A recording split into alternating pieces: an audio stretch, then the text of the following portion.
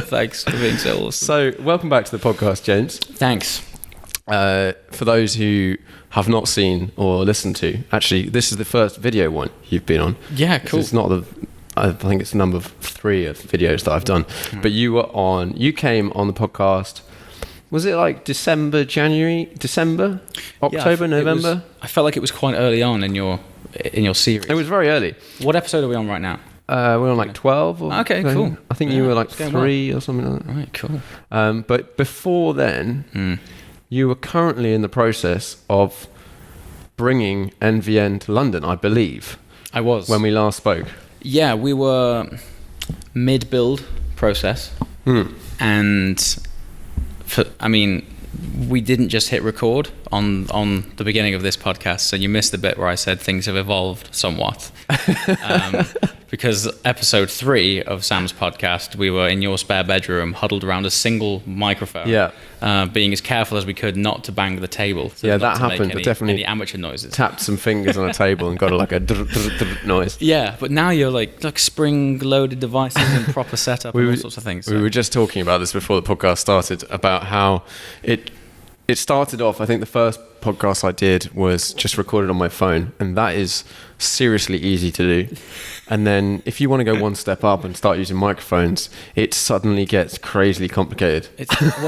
You've brought a mobile studio in here. Exactly. So, but yeah, coming back round to things evolving, when we first, when I was first on your show, I'm not sure if we spoke about NVN London then or not. I've forgotten. I think we glossed out. We sort of talked about the concept of what was going to happen. Okay, cool.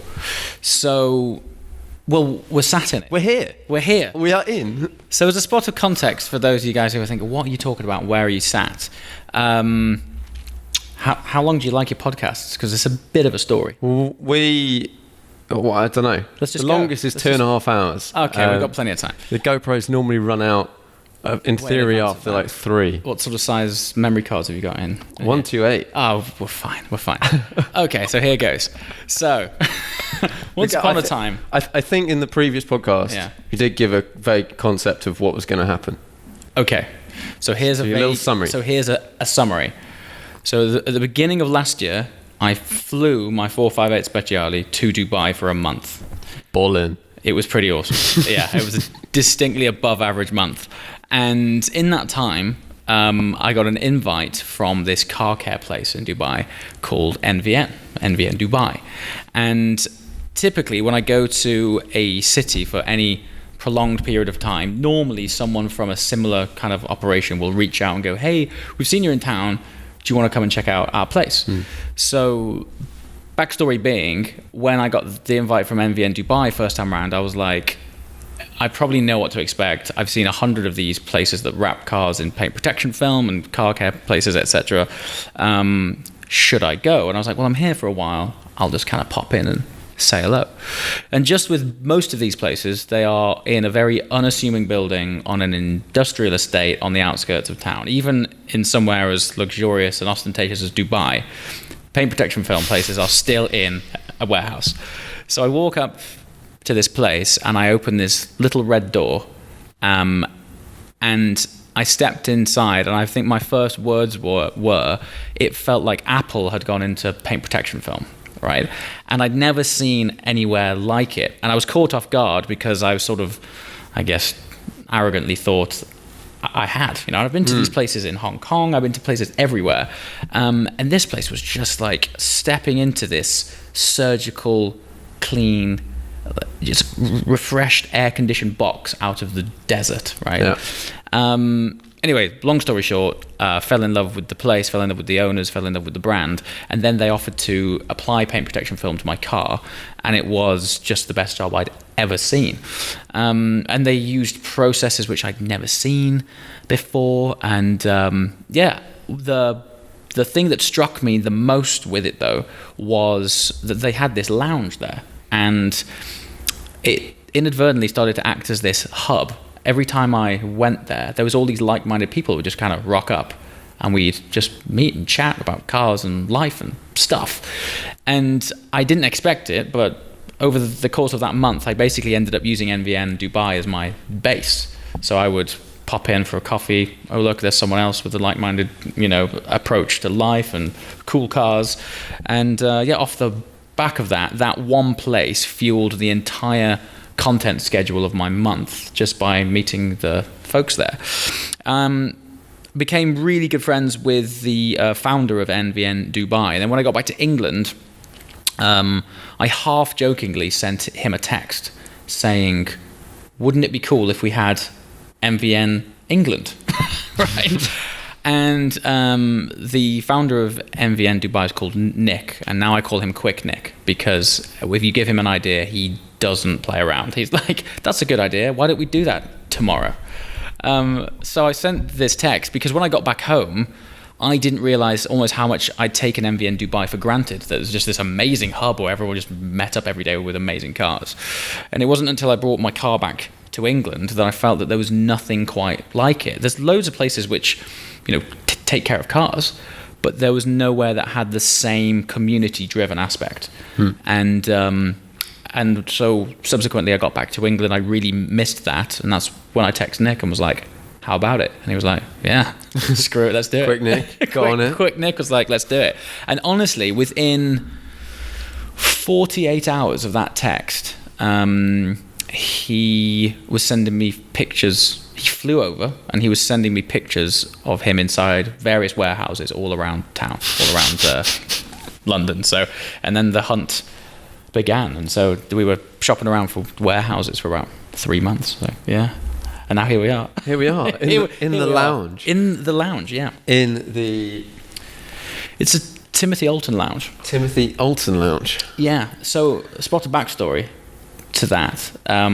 We always knew that we were going to put extra emphasis on the community thing, but we went to this interior design company called Timothy Alton.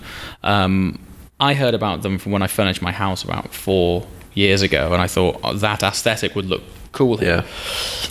In the time that I furnished my house, they just so happened to have launched their flagship store on the King's Road, underneath Bluebird. Yeah, that's right. So I walk in and it's this like mecca of Timothy Alton design and all of these amazing sculptures and bits of furniture that are inspired by aviation and cars and all sorts of stuff. And we actually went in with the mind to buy some stuff. And we, on the day, we actually did buy some stuff. That sofa and those 2 chairs over there.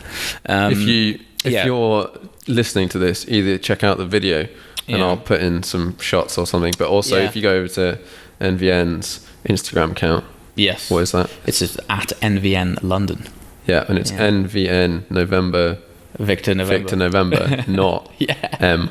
Yeah, lots of people keep calling it NVM for mother or mother, Victor mother or something. Anyway, so... You'll see some pics. Yeah. So anyway, we walk in, and as we're like, sadly, handing over loads of money for these bits of furniture, they were like, so what's this for? And we told them about this space we're sat in right now. And what turned out to be, the idea of being in this store for 1 hour to buy some furniture, we were in there for 4 hours talking about this project and how we could team up. And it went from buying a sofa to having an official Timothy Alton lounge in London. So they got their design team in and effectively built and sponsored this whole lounge.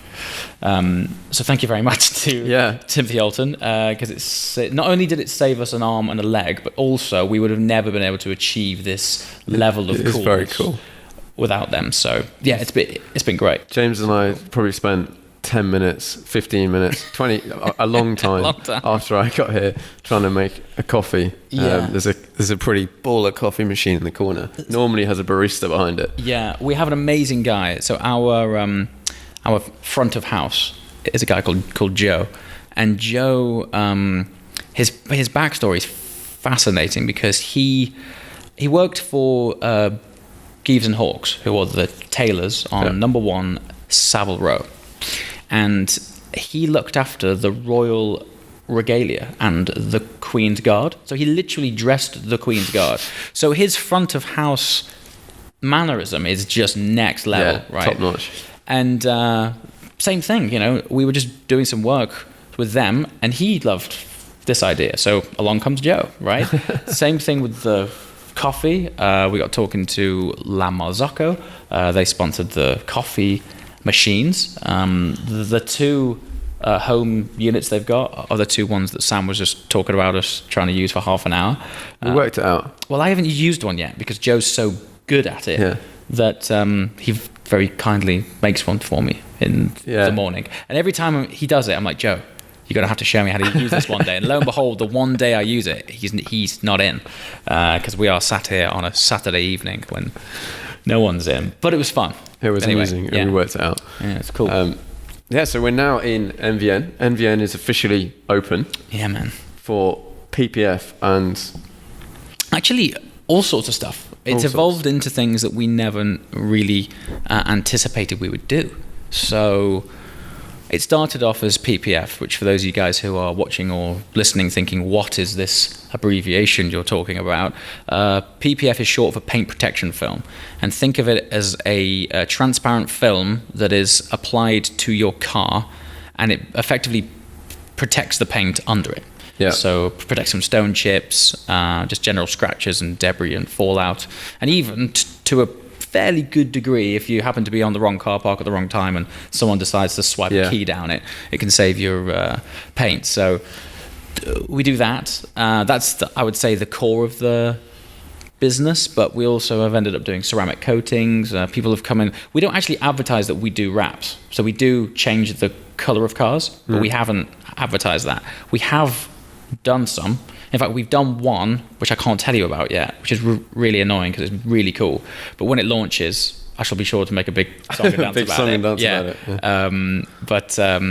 So we have done that. I mean, the Rolls-Royce Cullinan over my shoulder, for those of you guys who are watching, and for those of you guys who are listening, there is a black Rolls-Royce Cullinan. Murdered. Which has just become extra black. Because the owner wanted us to take every single bit of chrome and shininess, so anything that wasn't black, including the Spirit of Ecstasy, and make it black.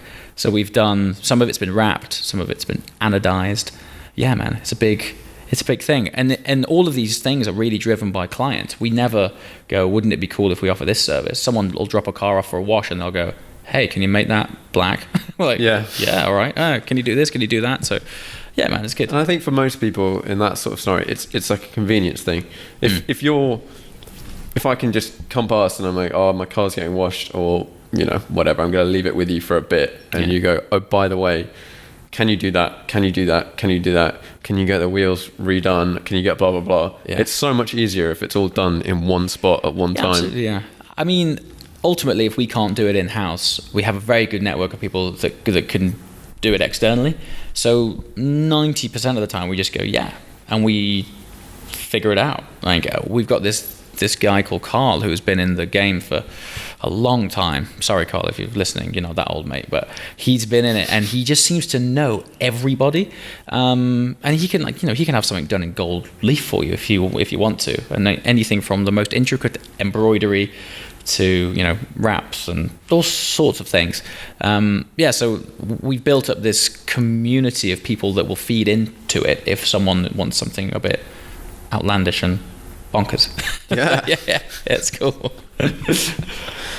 Right, so I wanted to ask you about a couple of things that I know you've sort of been up to recently, and then you can probably tell me about some other things that I don't know about. Okay. But sitting outside. Yeah. Actually, let's rewind a little bit. Okay. Geneva Motor Show. Geneva. Not that long ago. You want my overall thoughts of that show? Go on. Just like any standout things. Sadly, not much. If I'm totally honest with you, I'm slightly biased, but actually, this is my truth. I did think that the Aston Martin stand was the most interesting. The reason I'm saying I'm slightly biased. Was it the speaker? It was the guy who was presenting the show was awesome. That guy, he was pretty good looking as well. I was very kindly asked to present the launch of their 4 cars, in fact, which was really cool. And honestly, it was an honor not just because it was Aston Martin, but because for their almost without exception, because there was one rear engine car that they did. It was some like prototype race car. But in terms of road cars, Aston Martin's entire history has been front-engined Grand Tourers. Yeah. And they, for whatever reason, decided to ask me to present the launch of their new mid-rear-engined supercars, which I think, while it's the big deal now, I think I'll probably be more proud of it when I'm 80 and retired and I look back on the history of that brand and go, I launched those cars. When you look at those cars, so they've released, well, not officially released, but now there's 3 in the mid-engine range. There's the Valkyrie, the middle one. Does that have a name? So there's technically 4. So there's the Valkyrie, which is the road car, and then there's Valkyrie AMR Pro, which is the track-only car. Yeah, okay. It is a Valkyrie, but they're classing it as a separate there's like 6 model. If we're going down that route. Yeah. Then they've got 003, which sits under Valkyrie to the extent it's a series. It's still over £1 million. This car, when I say sits under it, and so as a result, Aston have referred to it as son of Valkyrie, and it looks very similar. In fact, the diffuser on it is more aggressive. It's absurd. It's a really cool looking car. And we are. I mean, so far that's running a V6 turbo hybrid engine. It's like 1,000 horsepower, and then kind of like a bit. I think that was a similar sort of chat to the Project One. It's like an F1-ish engine. Yeah, it is, yeah. And, I mean, if it was to be available now, it would go up it would be up against sort of Senna. It would be a McLaren Senna type of place. Isn't it quite a bit more than the Senna? It is a lot more, yeah. But that's where they're pitching it. That's where they pitch it at, yeah. And then there's the Baby. It was the Baby, which the Baby for me, I think, was premature because that car's not going to hit the roads until 2022. Yeah, that's a long in a time. way, it reminded me. Do you remember a few years ago when Lotus were like, "Hey, we're going to launch these 7 cars," and then nothing happened? Now, I'm sure it won't happen with Aston. I mean, how long ago was the Valkyrie announced? 2 years ago. Yeah, come on, guys. But that car on the stand was a working car. That was their production prototype car. Full interior. That was a working car. Yeah. Like, fully done. And to be honest, when I saw it, because up until now I've been fairly close with the Valkyrie project, and that was the first time I'd seen one in a production standard, and it's absolutely incredible. It's mind-bendingly stunning. I genuinely think if it it doesn't even have to really deliver on what it says. I mean, it's going to, but it's got the engine. Yeah. It's got the manic looks. That car, I think, will be the sort of like McLaren F1 of our 100%, generation. 100%. It's just the concept of it wipes the floor with anything that anyone else is doing. In my eyes. Yeah, I think so as well. You can't beat a naturally aspirated V12 that revs to 11. Revs to 11. There's some amazing clips. Yeah, of that engine banging around. I haven't heard it running in under load yet. But if the test bench is anything to go by, I mean, I was speaking with so Chris Goodwin was the development driver for McLaren for a long time. Yeah. And this guy has, by all accounts, one of the best jobs in the world, because he travels the world, either launching cars, developing cars, or taking clients out to try and sell them cars. Pure drive events, track days, super special stuff. And then in between that, he's working on developing secret projects for the next supercar. And all of these are McLaren supercars. And he told me that Adrian Newey showed him one suspension upright from the Valkyrie, and it was enough for him to go, I'm in. Before he knew anything else about it, he showed him a single upright. Yeah, he was like, "This is like nothing else I have ever seen." So, I mean, I've found that you can ask anyone from the Aston team about a single component, as small as a wheel bolt or as complex as the aero. Yeah. And there's so much story to each component that you just buy into it straight. You're just like, if that is the ethos of the wheel nut, what is the combination of that like, right? Yeah, definitely. And right now we are at the precipice of everything going turbocharged, hybrid, and then ultimately electric. So I think banned. And then banned, and then just forget it. Let's go back to horses. So I think for Aston to just go pull everything out with a naturally aspirated V12, it's probably going to be the best engine we've ever seen. Yeah, in a road car. It's just so cool. But then, like you were saying, they've sort of launched 3 cars. Well, they've got the Valkyrie, then we've got the son of Valkyrie, and then they showed the supercar that's going to be underneath that, which is like I don't know what price that's going to be. I'm guessing it's about £200,000-300,000 before options. So in 2022, when 300 grand for a supercar is acceptable, yeah, it'll be fine. But it looks the thing I think I had the problem with that car is not it doesn't look bad. It looks good, but but the other cars, it looks like the other cars in the sense of the Valkyrie. I 100% get because you've got the bonkers V12. The middle one, yes, you're going to have a bonkers engine, but it's not overly exotic. But it's not like it doesn't excite me personally. I think it's going to be completely different for some other people. And then the baby one, God knows what engine that could have a V12 in it. It could do, but unlikely. I believe it's also having the same V6 as 003, less power and less nuts. And I believe I might be wrong on this, so let's not set this in stone. But I think 003's four-wheel drive. Whereas I've heard Vanquish is rear-wheel drive, and that's the other thing. Valkyrie.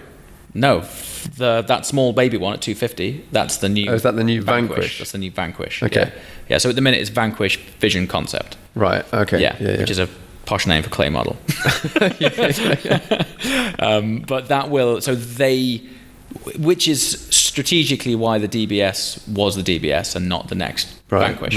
So they wanted to rebirth the Vanquish name on something really to put it substantial. Above. Yeah. Because they were like, this is our most powerful name, so it had to go on something really special. I think that fits better in terms of the lineup. Yeah, I think so. Of having the DBS as like the top GT car, and then the Vanquish is like something above that. Yeah. Whereas, I mean, speaking with Andy Palmer, who is the CEO of Aston Martin, he was saying everything now in our supercar range begins with a V. Right. It's a Valkyrie and a Vanquish and a whatever 003 will be. Yeah, you can probably just go through some just go Norse through the names V's or whatever. Like, that sounds cool when it begins with a V. Yeah. So yeah, and I say that was the most exciting stand because everywhere else didn't have anything new. What I mean new, I mean everything was a facelift. Yeah. I mean people were really getting wet over that the Pininfarina Batista, yeah. I was excited until I realised it was a rebodied Rimac C2. It's a Rimac, was it Concept 2 or C2, which came out last year. Yeah. Not like official production version, but it is literally that car with a different body on it. Yeah. And there was a lot of people saying that Pininfarina have done something crazy, blah, blah, blah. Yeah, they were like, they've ripped up the rule book. What, by sticking a shell on someone else's car? Yeah. Right? So that was actually the embodiment of Geneva 2019 for me. Let's just stick a facelift on something else. And so it was a bit of a letdown, and that brings us very nicely to Ferrari. I knew you were going to say this. Well, look, I didn't hold back in my content. When I filmed the F8 Tributo, I know I'm not the only one who thought this was going to be the step change for their next supercar. I thought we were getting a new chassis, a new engine, maybe a hybrid. But I understand why they haven't, and that's entirely their decision. Just from like a petrol head side of me, I would have loved to have seen something different. Let's not beat around the bush here. This F8 Tributo is based up. And is basically based on a 458, right? So hear me out here.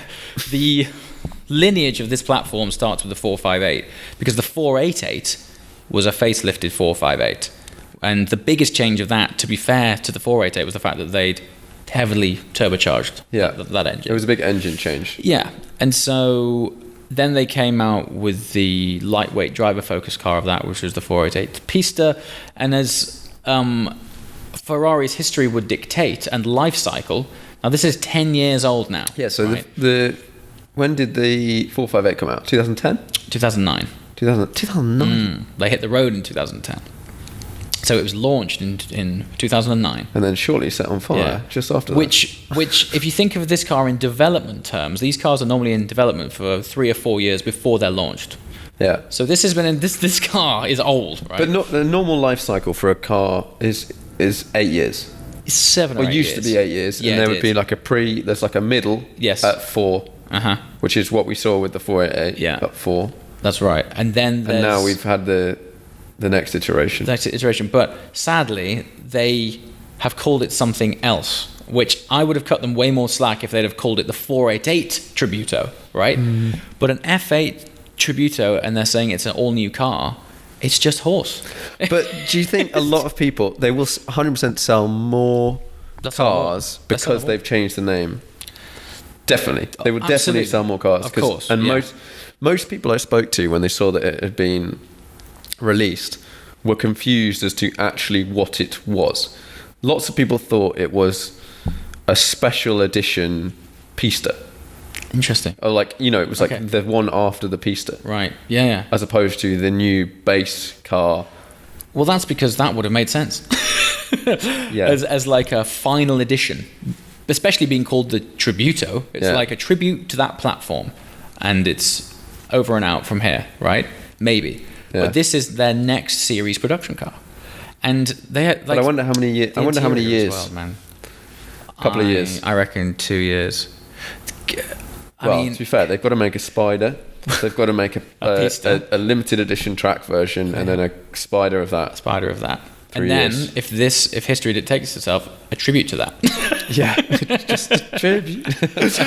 I'm thinking that this happened because their hybrid tech probably wasn't quite there yet. That's what I know they've definitely had a lot of problems with that over time, but you know, that was a while ago when the LAF came out. I mean, I have nothing to back that up. No, I'm saying zero stats, zero actual facts. It just feels so quick. Throw a body kit on that, right? I mean, even the interior, there are facelifted components, but by God, is it 458?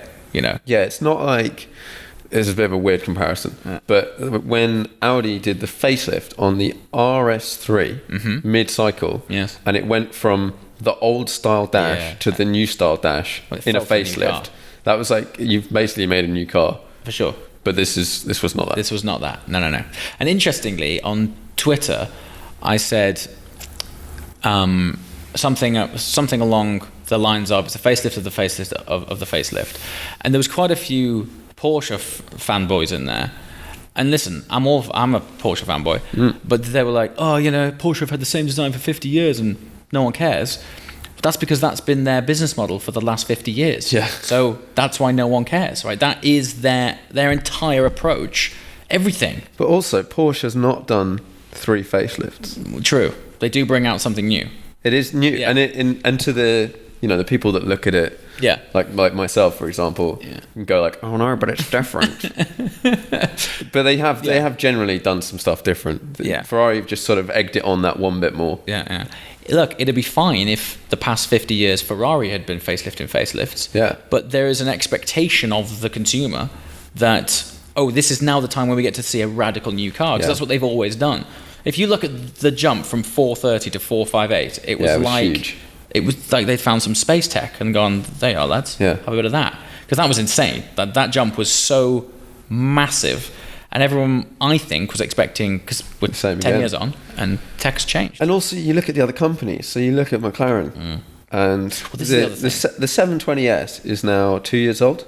Yes. 2 years old, 720 PS, which is what the F8 Tributo is. And there is nothing that, just ignore like what your personal aesthetics are. There's nothing that distinguishes the Ferrari from the McLaren in terms of tech or anything. The only way you would look at it is the tech in the McLaren is better. Like it's lighter, stiffer. You can rip the roof off and it doesn't make a difference. It's got funky suspension. And where is this? Where is it? Yeah. Come on, Ferrari, make the car that I want you to make. What I'm not saying here is that I don't not like it. I think it looks great. It's cool. And judging by the 488 Pista, which is what it is, it'll drive amazing. It's going to be a really good car. It's going to be an amazing car. I'm not saying that. What I'm saying is the expectation of everyone, not just me, was we were hoping for something newer. Yeah, that was it, right? Yeah, and I like you. I think it will be a really good car. It'll be amazing. I can't wait to experience it. I think it'll be great. It's going to be wicked. Yeah. So at the moment, I don't know whether you've got a Superfast, not own. Have you told anyone about this? No. What's this? Well, I'll chop that. No, it's fine. Keep it in. I have no secrets. No, you're currently driving a Superfast, aren't you? Yeah, I am. You've got one on loan. Yeah, but only for a short amount of time. I just want to know what your thoughts are on it. It's fabulous. Yeah. It's awesome. Yeah, it's great. It's, in the simplest terms, it's a comfortable TDF. Yeah. Yeah, which is saying something. And for those video people, I'm Yes. sure you've probably noticed, Yeah. James's TDF is parked right behind us. My TDF is clean for a change, which is cool. Yeah, it's fantastic. It doesn't have the same theatre, but it's not supposed to. It's much more of a... General usable car. is the wrong word, because that is just as usable. It's just with that, funnily enough, in the video that I will eventually drop of this, I filmed these two cars head to head. When's that video dropping? Probably a week or so. It's fine. It doesn't matter. Like, it's cool. But I likened it to the TDF being to the 812 Superfast what UFC is to boxing, right? Okay. It's like if you get in the ring with the 812 Superfast, it will give you a torquey punch to the face. Yeah. But in the TDF, you're getting in the cage and it'll rip your face off. And that's like... It's going to beat you on the floor. How it is. Yeah, they both go around a similar event, but one of them's just a lot more aggressive. What was because I haven't been in a Superfast yet, I haven't been in one. So the change from so like we were saying, 488 to Tributo, F12 to Superfast. Okay, F12 to Superfast is actually quite a jump. So F12, when I last drove one, felt quite like a Grand Tourer. A bit like you can feel it's getting a bit older. Yeah. So the greatest attribute of the 812 is really, as I said, is that it is a comfortable TDF, meaning that they took a lot of the learnings from the TDF and put it in a more daily package. And so what you've got is one of the criticisms of the F12 was it was a bit of a handful, and part of that was because it wasn't the most predictable of cars, just because the traction control calibration wasn't that great, and it delivered a huge amount of torque to the rear wheels, which are underneath the boot rather than the engine. So there wasn't a great amount of weight over them, and so it would constantly try and kill you in a straight line. Did you find that? Yeah, I found that. Yeah. So what surprises me the most is, despite the fact that the TDF is way more aggressive and spiky, it's a lot more composed. Right. You can control it much easier. Do you think that's an advancement in the electronics? Yes, I do, because that's the only thing. Do you get on the dash? Do you get a little? Does the little light come on? Oh, the light comes on. Yeah, the light comes on, man. Well, because like quite often with cars nowadays, it doesn't come on. Like it's just massaging your stuff. Yeah. So people believe that there is nothing on. So when they turn it off, they're like, this is going to be the same. Oh dear. Yeah. No. The speed was right. You're aware. Corner of it. too tight. Yeah. I hope I don't have to use that one, but yeah. So the biggest jump, obviously the engine in the TDF is 6.3 litre, which is up from the F12, and then the 812 is up from the TDF to 6.5. And what horsepower are these cars? They're loony now, aren't they? So the 812 is 800 horsepower. Right. The just TDF enough. is just ample. The TDF is 770. But interestingly, the TDF weighs 200 kilograms less. That's significant. Which is a lot. Yeah. And 200 kilograms. 200. Yeah. Wow. That's what I mean about the biggest difference being the 812 is a comfortable version because they stuck all the sound deadening back in, all the comfy seats, all of the speakers, all of the stuff is back in. There's nowhere near as much carbon fiber, and just everything that sort of adds weight is in there. It's amazing when you get in a car. I think like the first time I went in a 599 GTO, it's a bit like this, a bit like getting in a Porsche GT3 RS type scenario where they've removed stuff. Now, if you just drove that car and you didn't drive the other car, you wouldn't be sure why it's different. Yeah. But like removing this stuff adds so much to your driving experience, doesn't it? Such a difference. Particularly, I mean, under everything. I was about to say, particularly under, braking, and typically under cornering, but it's actually typically under everything. Anything that involves the dynamics of a car. Yeah. The less weight, the better. I mean, stopping distances in the TDF are incredible. Just the way it turns in. That was the biggest difference as well between the 812 and the F12 is the 812 has rear wheel steer, which is magic. For me, it's one of the greatest evolutions in supercars of the last 10 years. It just makes them hyper agile. So many people bash it, and I 100% believe that the people bashing rear wheel steering have never driven rear wheel steering. Yeah. It's not something that you feel like it interferes, you don't notice it. All you notice is the car just handles better. Super agility. Yeah. I mean, I recently did a video with a GT3 RS 4 litre, 997. No slouch. Right. Yeah.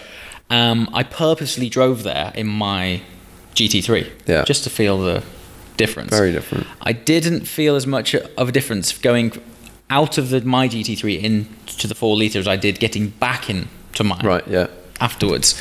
And the rear wheel steer creates the sensation that the nose of this GT3 is like magnetically adhered to the road. It's absurd. Like bends physics. I remember when we were hammering around the Alps in your GT3, and that was the first time I'd driven the latest generation, and just that ability, like almost like mid corner. Well, exactly mid corner. You can just like crank a little bit more on, and it just rotates a little bit more, and you don't expect it to be able to do it, and it just goes around. So same in a car park. Yeah, yeah. Well, that's it as well. Actually, from a daily point of view, it does at high speeds what it does at lower speeds. So at high speeds, the wheels actually turn slightly in the opposite direction. Yeah. So that gives a higher stability, but it's like a virtual longer wheelbase. I said this the wrong way round. No, that is the correct way round. Yeah. They both like the front and the back point right at high speed. For example, when you're turning right. Yes, and at slower speeds, it does the opposite. Yeah, they point opposite ways. Yeah, so you go around a roundabout or around a tight car park like a London taxi. It's unbelievable. It's a great thing. So take that tech and then put it into a car like an F12 or an 812, which has a very long wheelbase, and all of a sudden, when you walk over to the 812 or the TDF, your brain's thinking Grand Tourer. It's going to be a little bit chill, a bit relaxed. Bit of a boat. But you get in it, and the calibration of this thing, they're so, particularly the TDF, you don't so much as steer it with your arms as you do with your wrists. It's so agile. And I would go so far as to say actually on that car it might be a little bit too much, whereas on the F12 on the 812 the modulation of the brakes isn't quite as bitey, the throttle is a bit easier to apply, and the rear wheel steering on it is Gen 2, and I think they've learned quite a lot, because the TDF, unless you give it very smooth inputs, it is a little bit like you're turning on a 50 pence piece, right? So it rewards very smooth driving. If you can input things, which is actually quite hard when you're driving it fast on a road, because it's not the smallest of platforms. But if you can input it with very smooth motions, good God, that thing will eat a bloody A road, or in fact a B road, anything. It's just fantastic. And so, I mean, to summarise between the two, well, one, 812. We like the 812. We like the 812. I'd like an 812. It's fantastic. It's absolutely brilliant, and it's very complete as well. To touch back on something you've mentioned then, and we've talked about before, but I feel like we could talk about now, is you said you drove a GT3 RS 4 litre. I did. And we've spoken in the past, and I know you've done a series recently about driving kind of like modern cars from the last 10, 15, 20 years. Yeah. Well, your car was part of that, and that's 30 years. So I actually decided the buck stops or begins at the F40. That's as old as we'll go. And people were like, because it's old. Yeah, but I mean, I had this chat again on Twitter, and people were like, "Oh, what about a 288 GTO, and for me now that is now properly classic. And what year is like a Countach? Similar time, isn't it? Yeah, I don't know the exact. Yeah. But that sort of era. That type of era, right? And this guy was like, yeah, but an F40 is old. It's like, yeah, but an F40's got a carbon tub. And so it's 500 horsepower. A modern classic. Like anything that has a carbon tub, it's definitely, I don't care how old it is, it's modern, right? So I looked back, and other than the XJR 15, that's really the very earliest carbon tubbed car. The XJR 15 is like a crazy car. Like I didn't really come across it, and then I saw one, and you're just like, what is this? It's very much like a Group C car for the road. Yeah. Right. Well, in fact, it was a Group C car because it was built as a single make race series for Formula One in the very early 90s, and I don't know, probably for financial reasons, but it only did 3 support races. So it did Monaco, it did Spa, and it did Silverstone. And there's all these really fascinating people that entered these races. So everyone from Martin Brundle to people that own like music labels and all of these crazy eccentrics got involved in this series. But they were a naturally aspirated V12 bolted to the chassis. And that the XJR 15 was the world's first carbon tubbed car with plates that was allowed to drive on the road. And they only made 53 of them. Yeah. So they're a car that not many people actually know about. I didn't know it existed for a long time. But so how about this, right? Peter Stevens designed the XJR 15. Peter Stevens designed the McLaren F1 alongside Gordon Murray. Now, McLaren F1s they made 106 of, and some of those are 30 million quid now. Yeah. XJR 15s they made 53 of, and they're still under a mil. Yeah. So they must have done quite a big jump in recently. Right? But I don't know. It's weird that there's certain cars that just sort of get left on the side, and then I guess someday suddenly people go, oh, that was actually quite special. That was kind of cool. Yeah. And I think what actually happened with the XJR 15 program was it was launched at a very similar time as the XJ 220 was. Yeah. And at that time, 220 was going through a lawsuit because everyone who placed a deposit for a naturally aspirated V12 got a twin turbocharged Metro engine. Right? I want my money back. So they were like, money back. And so at that time, I think Jaguar was like, let's not launch any more sports cars. So they built 53 of them, which is pretty cool. And half of those were race cars. So I'll be fascinated to see what those cars do over the next it'll be interesting. few years. Yeah. I think another one in that bracket of things, cars that could go a bit bonkers, ignoring that there is possibly a point in time when you may not be allowed to drive any of these cars on a road, and in that case I think they'll all become significantly worth significantly less. Yeah. But there's all these cars banging around that you can buy, for example a 997 RSR. Yes. Like the race car that races Le Mans. Mm-hmm. Like I didn't know you could buy these things, but when the 991 generation came in, all the race teams were like, okay, get rid, and people bought them. Like you could buy them for like 200 grand or 300 grand or something. Right. And these are cars that I'm just picking the numbers here, but they might have made 15 of which 5 raced at Le Mans. Yeah. Of which like 2 have significant history in terms of like one Le Mans. Yeah. So there's 15 of these cars.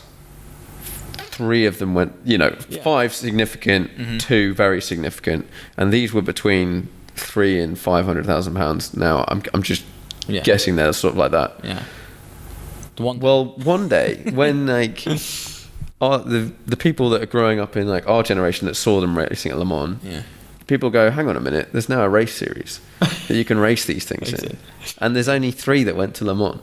Yeah. Like, how is that not worth more, for example, than a 4-litre that you were talking about? It has to of be, which right? there's like 500. Yeah. I don't know. I think... Obviously, one's a road car. One's a road car, but I think the thing with... race cars of that level... In order to use them, you've got to have the team that comes with it. It's very expensive to run. And the laptop that comes with it, right? That sort of makes this thing work.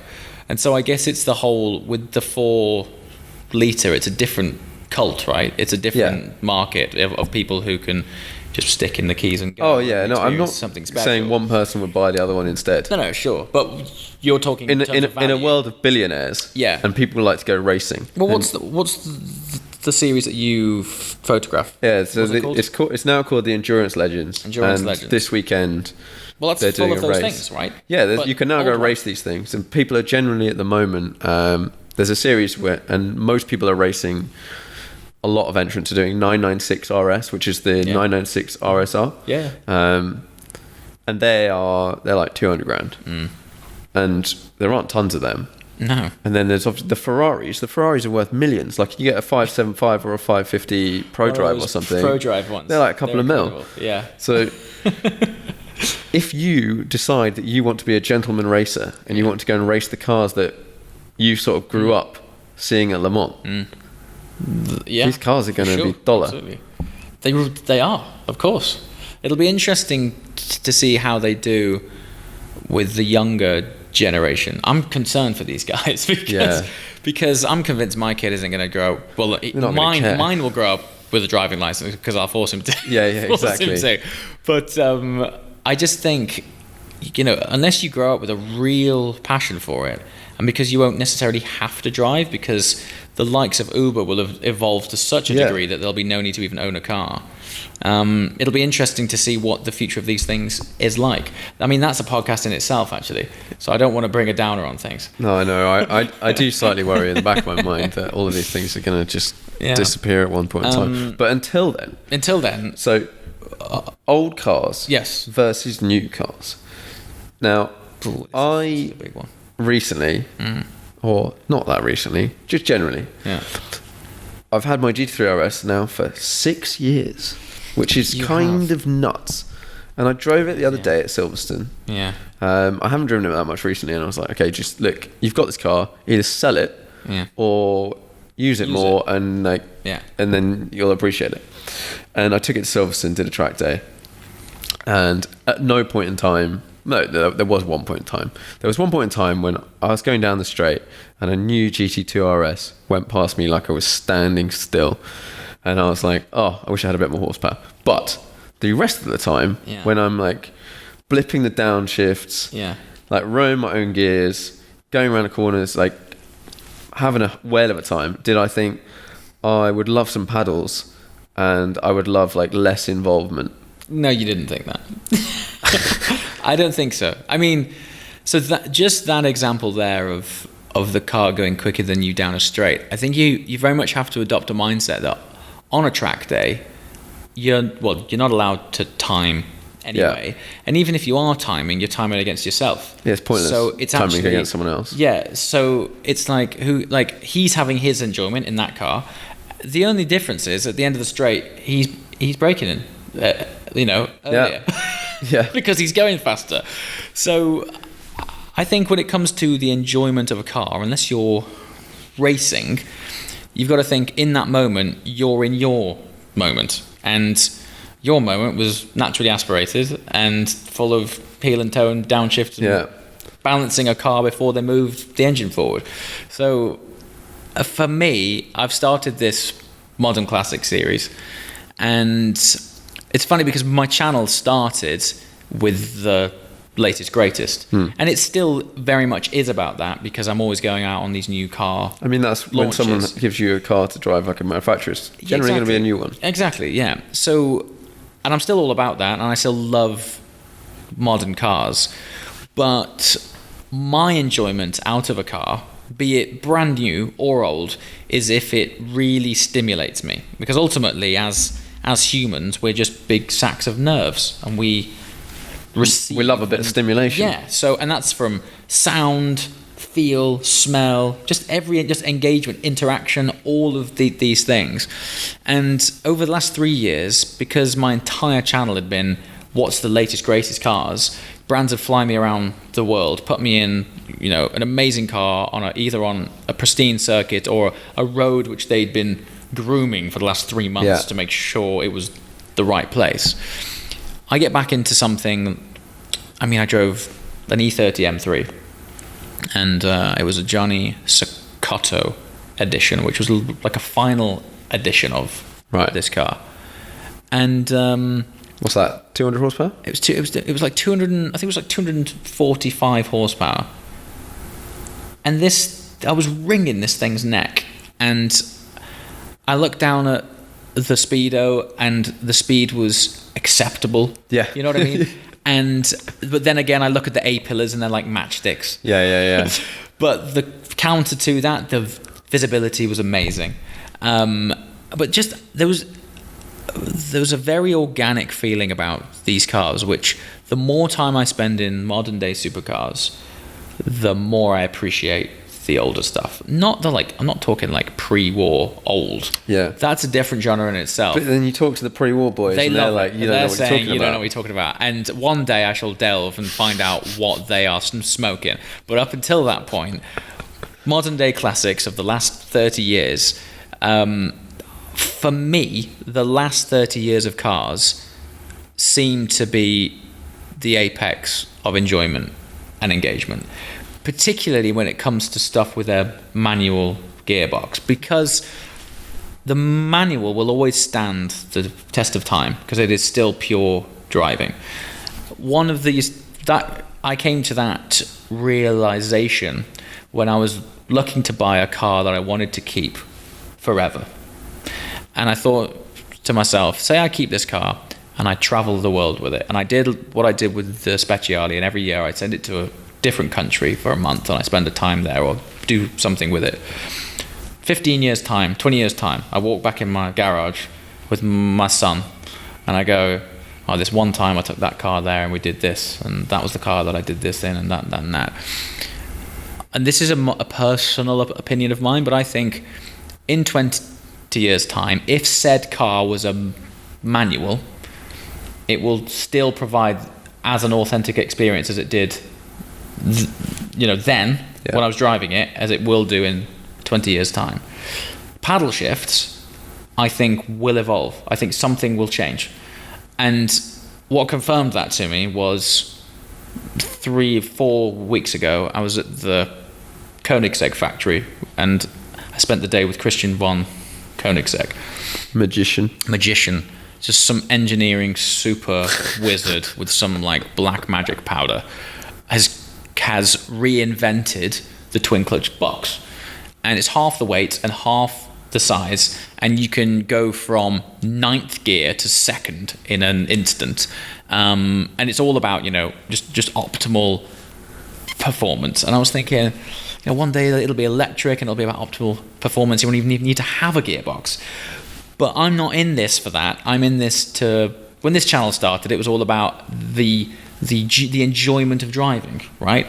And I think this Modern Classic series has highlighted that purity to me tenfold off the back of spending so much time with these modern day cars, because they're just so good. Yeah. You know what I mean? But good at a sort of, you've kind of muted the soul a little bit. You know what I mean? Yeah, like let's say driving your GT3,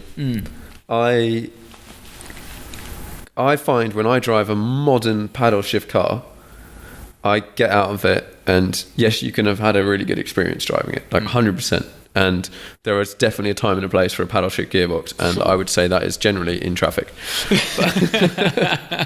But you get out of it, and you've had a really great time, and yes, you get all this sort of it's so quick.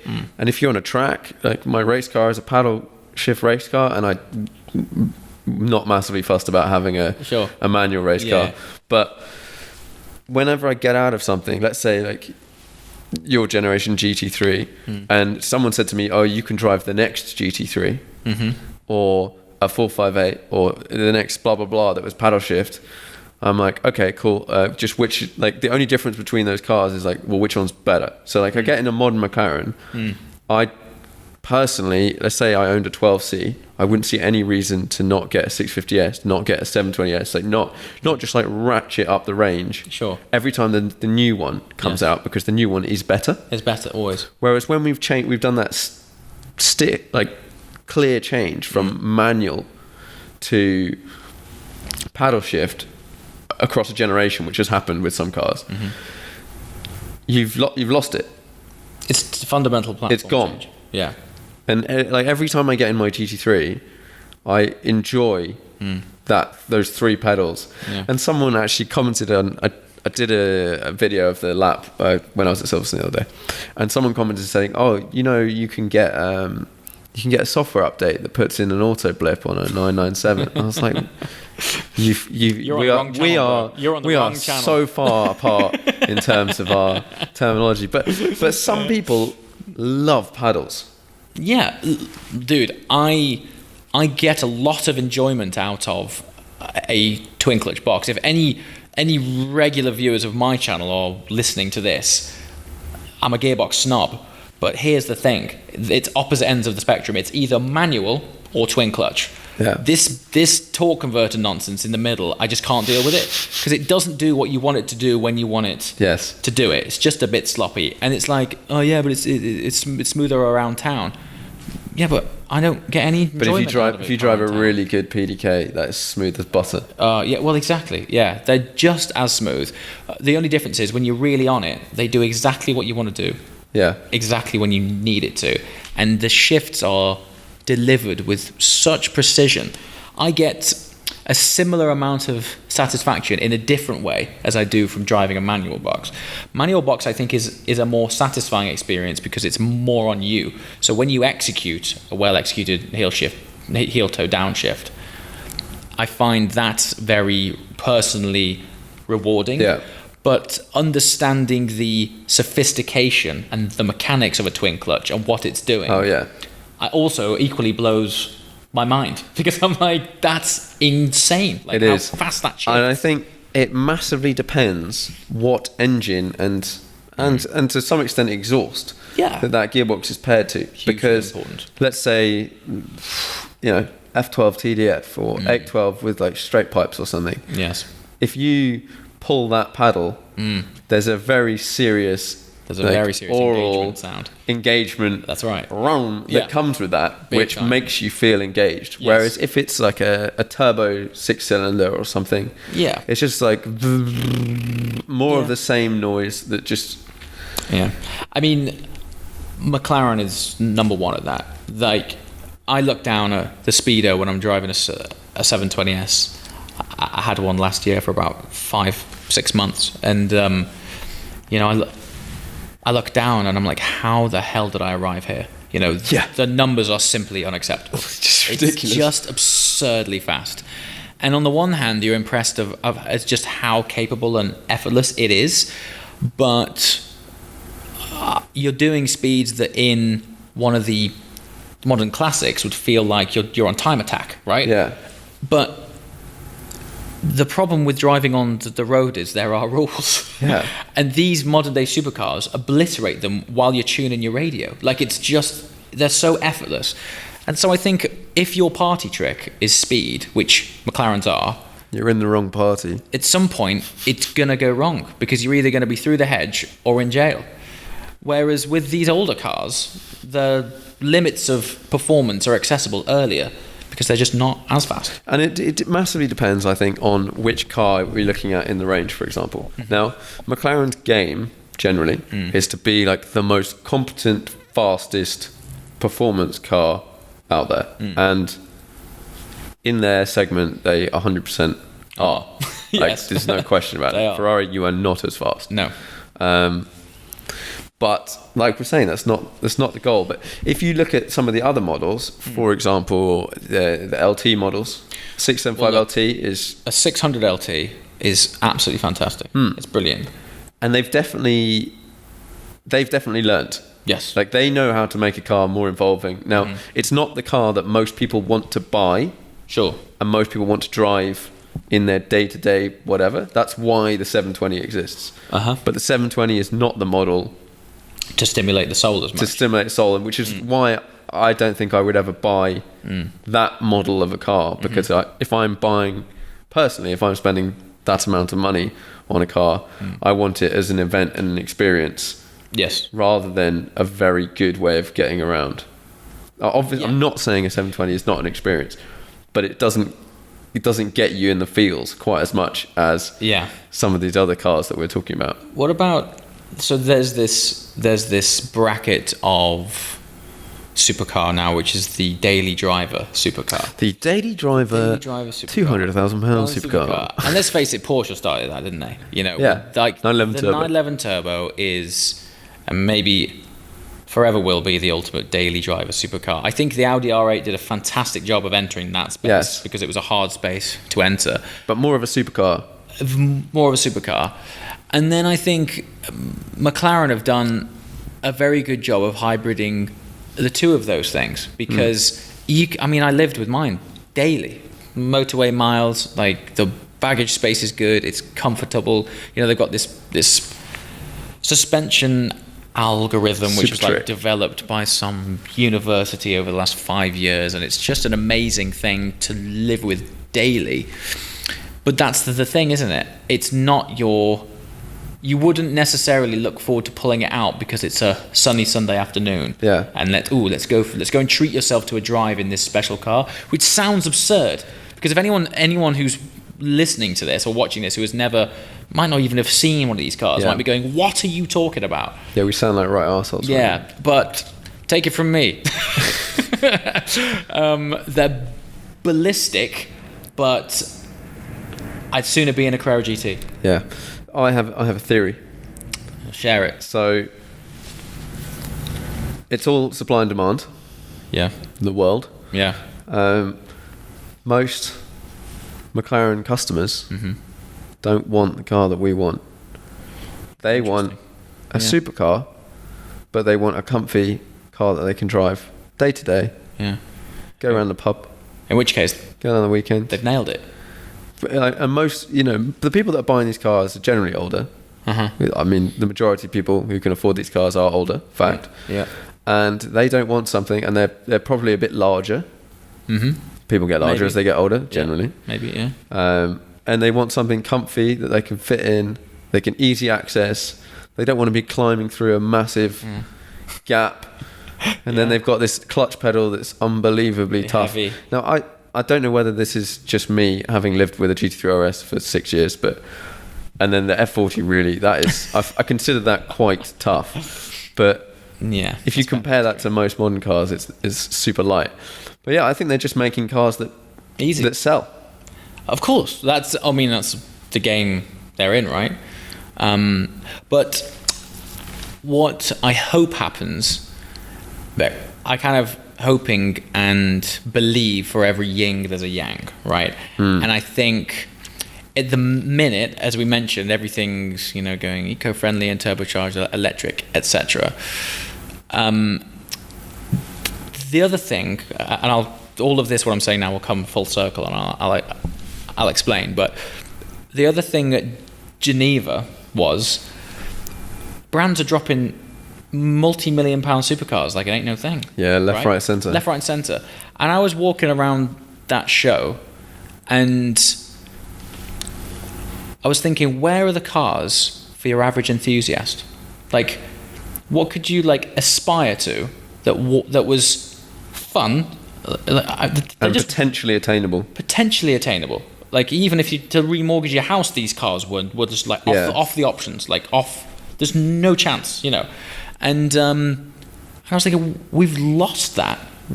You know what I mean? And then I looked at the Alpine, right? So cool car. The ethos of that car, everyone I've spoken to who has shared that driving experience thinks it's brilliant.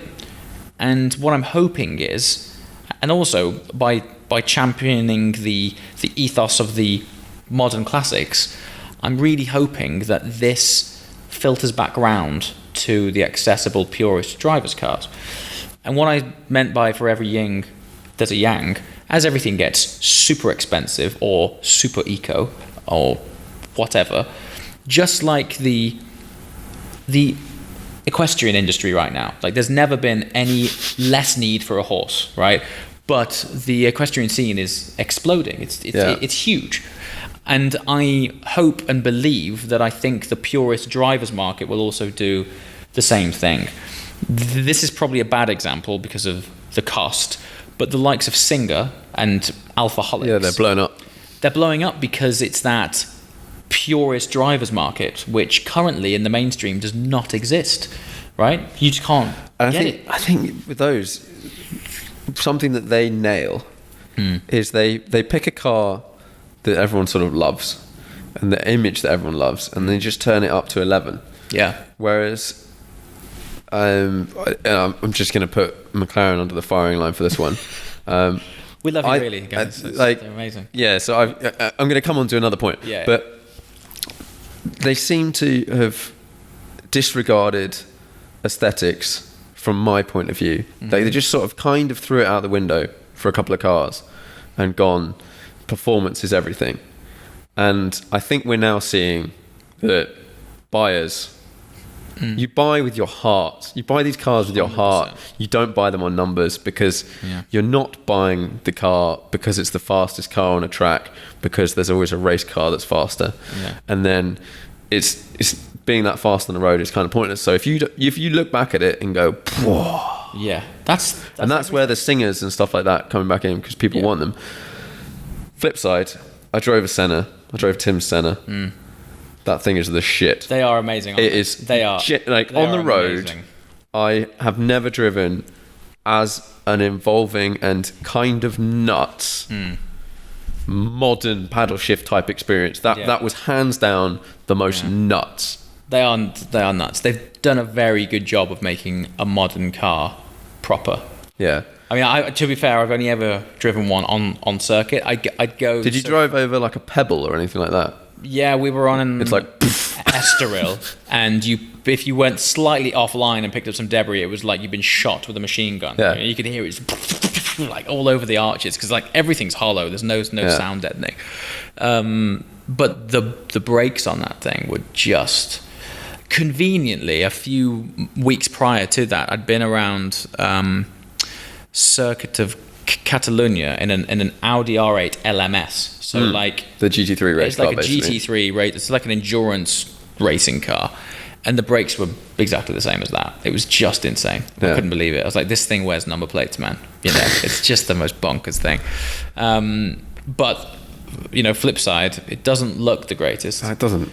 It's kind of cool in that it's just this brute and it's this like whatever, but I think it could have looked good. My argument to this is, Valkyrie looks good. Exactly. Valkyrie doesn't adopt anywhere near a similar design language. So if it was all to do with going fast, it would look like that. And you can just look at, like, let's step back a little bit of a generation. I know it's it's not quite the successor, but P1 GTR, P1 LM is a really good looking car. Stunning and car. Like, there's a ton of other cars. There will be cars that will be faster. Yes. There's cars that will be slower. But like a P1 GTR and a P1 LM, you look at that car and amazing. You're like, oof. Yeah, they are absolutely stunning things. Whereas the Senna, you go like, oh, it's impressive. Yeah. Oh, I bet that's it's got 800 kilos of downforce. Blah blah blah. Yeah. I worked out the equivalent downforce in my little Radical. Okay. Which is less than a tenth of the price. Yes. Of this Senna. Yeah. At the speed that they calculate the downforce, which is like 180 miles an hour. If you could get my Radical to 180 miles, which you couldn't, it would be doing something like 4,000 kilos of downforce. Wow. Yeah. And they've got 800. So you're like, this is the thing about road cars for the track. I mean, listen, the Senna is it's up there with the most hardcore of road cars for the track. Yeah. However, my experience of Senna on track, and I had a full day in this thing, was because it has such bonkers levels of downforce. So the overall car has 800 kilograms of downforce. That is like GT3 levels of downforce. When I say that, I don't mean GT3 as in Porsche GT3. I mean GT3. No. As in like cars. GT3. Is that the same as GT3? Yeah. Is it not more than that? No. You sure? It's around that. Similar. Okay. Similar. But they're on road compound tires. Yeah. So I went through a set of tires in 14 laps. Like went through them.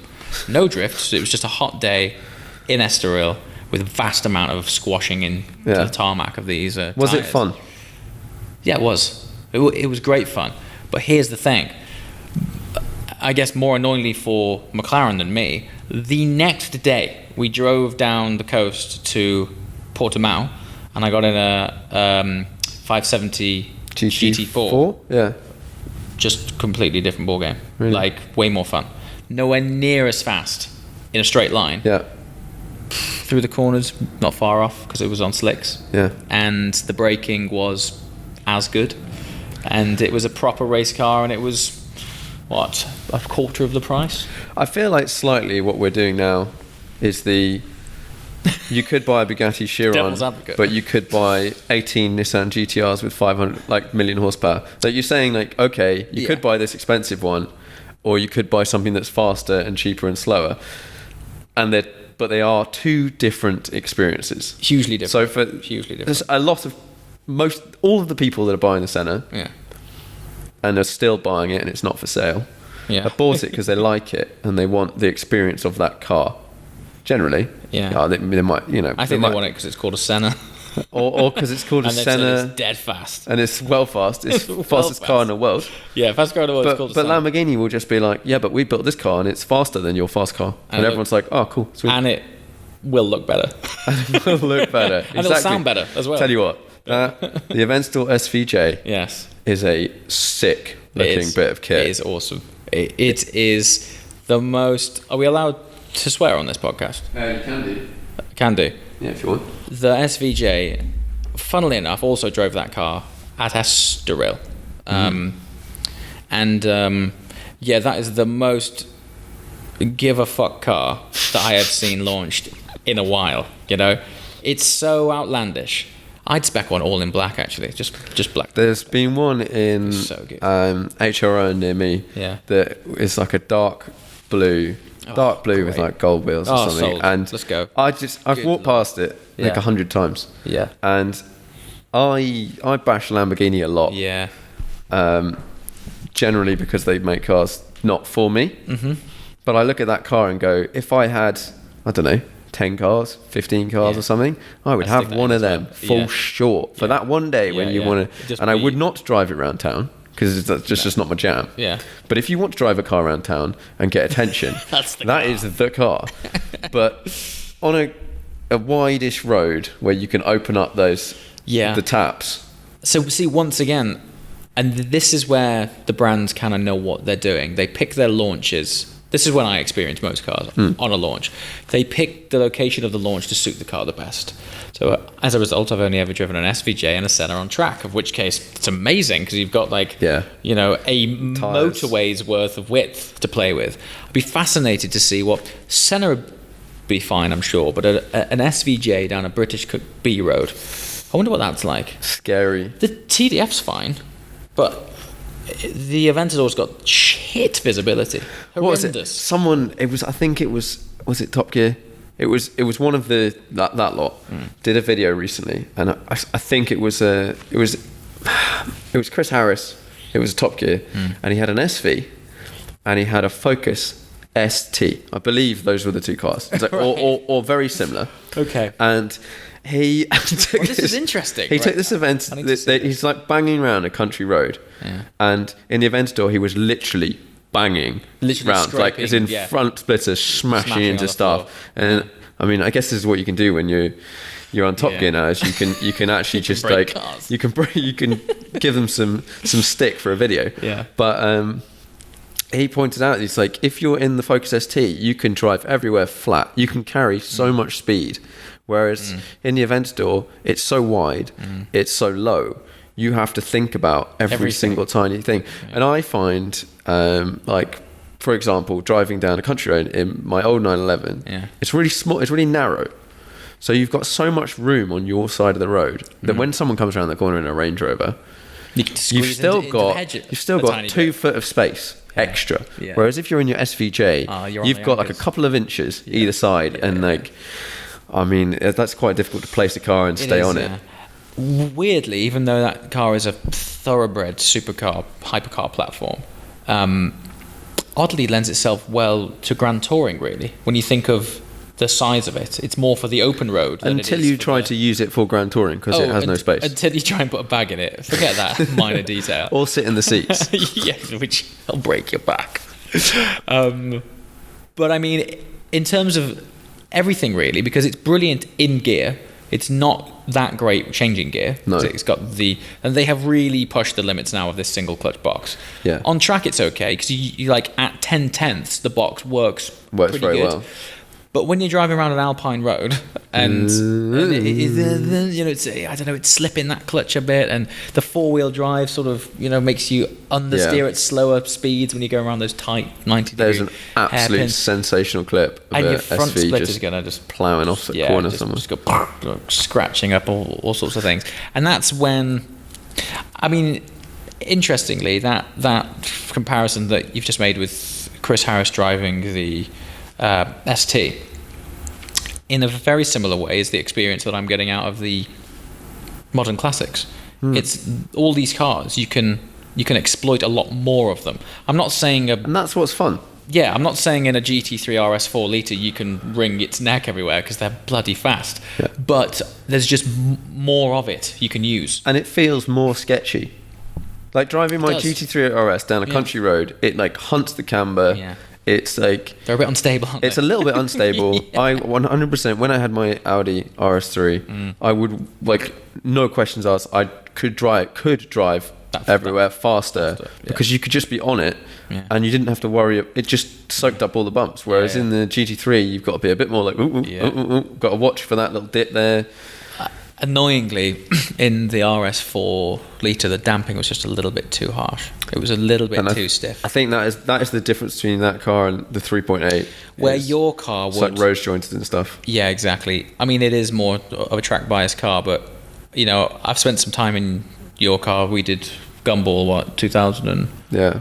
Oh, I've forgotten which couple one of it years was ago. now, 2016 or something. 3-4 years ago now. And, where your car, the 3.8, would absorb most sharp bumps, the 4 litre actually skipped out of line from the back. Yeah. Like, it would skip across bumps. It's a bit hairy. It is a little bit. Like, I mean, it's okay in the short term, but I don't know. I was speaking with Henry Catchpole, and he said that he believes that you can have the damper setup similar to a 3.8, which would make that car perfect.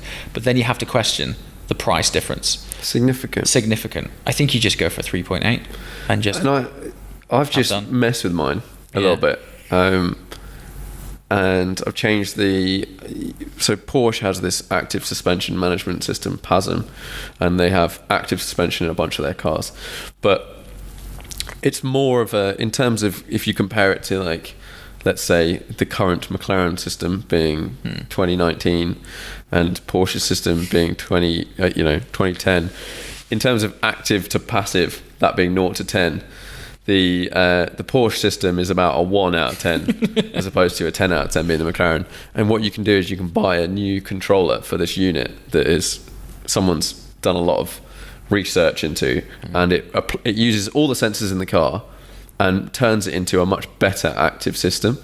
And I did some research around, and it's the sort of thing you come across in like real dark web of piston heads forums or something. And someone said you should just try, like, have you thought about this, should you try it? And then I researched it, spoke to a guy that had it, and I said, look, I've heard about this. It's not cheap. It's definitely not cheap. It's about £800, but it's like a plug and play. You don't have to change anything. Right. Type scenario. And he said it's amazing. Just get it. So I reached out to the people that make it, DSC Sport, and I had precisely 0 emails back. Amazing. So I was like, full of confidence. I was like, cool, thanks guys. Good stuff. But anyway, I fitted one, and I drove down. It really is like 2 minutes to fit it. Right. And I drove down a really bumpy Muse, and I did it pre-fitting it and post-fitting it at like 15 miles an hour. And there is actually a noticeable difference in terms of when it knows the car's going low speed, low G-force, it just slackens everything off. Like the suspension is in its softest dampened setting, and you notice it. And so this is like a suspension remap. Yeah, it's like a remap for your suspension. And you can get it. You can get it on any Porsche. Massively, really? Any Porsche with PASM. You can get it on 991 cars. I can imagine the improvement won't be as much. Sure, but it's there. But it's there. You can get it on any Boxster. You can get it on Corvettes with like mag ride and stuff like that. They're crazy. That's pretty nuts. That's a crazy little thing. Cool.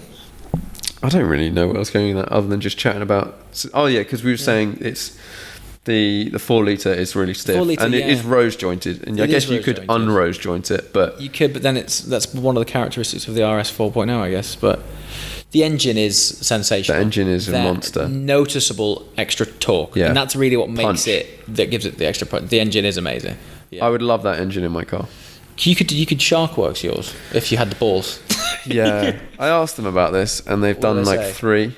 How much is it? It's like 30 grand. Yeah, it's like 30-40 grand, which is, I mean, it's 30-40 grand. 30, It's 40 exactly, grand, which is exactly what it is. substantial It's like a coin. Focus RS. Well, it is, but if you look at a 4 litre, I mean, you Yes. could buy almost 3 entire 3.8 litres. It's not necessarily Yeah. obviously the price of doing it is significant. It's then the fact that you have no warranty, or like you're just on your own at that point in time. If Has it your car explodes, still got a warranty? yeah, it does. That's pretty I awesome. keep renewing it, and it's like £1,700 for 2 years. Which is good, because if one of those throws a rod, I tell you what, bank it's would know really about good. I without fail, if you have that sort of car, it. Yeah, it's you- a peace of mind. you isn't it? could just put the money away for repairs. Yeah. But I had a suspension issue like a year ago, and I reckon that must have been 4 or 5 grand or something. Well, I've I had a noticed drive with shaft those- go. Yeah, that was God, 3 yeah. 4 grand. It's not always the components; it's the bloody labour. Like The labour's savage. The labour is as much as the parts. Yeah. It's crazy.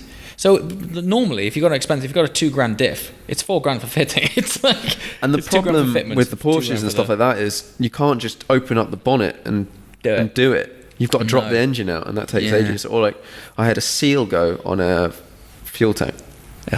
It's just a seal, and Yeah. that means you have to have a new fuel tank. Oh, And it was. but that was This under makes your me sound warranty. like my car has had a lot of issues. It genuinely hasn't actually had a lot of issues. It's maybe had 2 or 3 things done under warranty over the 6 years I've done it. But the last one was the fuel tank, and annoyingly, I'd let my warranty expire accidentally. I don't know how that happened. And I just had some warranty work done where they'd replaced a bunch of these coolant pipes on the engine, whatever. And that's an engine out job. So they just God, done that. That's a big job. Put it back in. And then, like, So they have to 2 weeks take it out later, again. we had the seals go on the fuel tank, which is a engine out job. Mate, it pains me to think about that situation. That was annoying. Yeah. Actually, say no, the it wasn't least. that. To say It the wasn't least. that. It wasn't the fuel tank. It was a clutch. I needed a new clutch. Clutch. Okay. And that is an engine out job. And it's like you said, it's the labour. It's the labour, If the yeah, engine's it's out, changing the clutch is a piece of piss. Yeah. But But then you've got to take it out. Oh, I was pretty raging that happened. But that is the way. But Yeah. if you have a warranty, all of these things, other than a clutch going, whatever, but that happens after a time, So especially if you dump it all the time. there's an interesting development in the car world generally right now, which is fuel particulate filters. Oh yeah, Yeah. the bane of everyone's life. Well, I had my first experience of what the implications of this really are. And it was in, once again, a car launch. New Audi R8 V10 Performance, it's called now. And it has this new particulate filter in it. It's definitely quieter. It's definitely a quieter car, for sure. It doesn't have that same... It's still a naturally aspirated V10. It's still loud, but it's not what it was.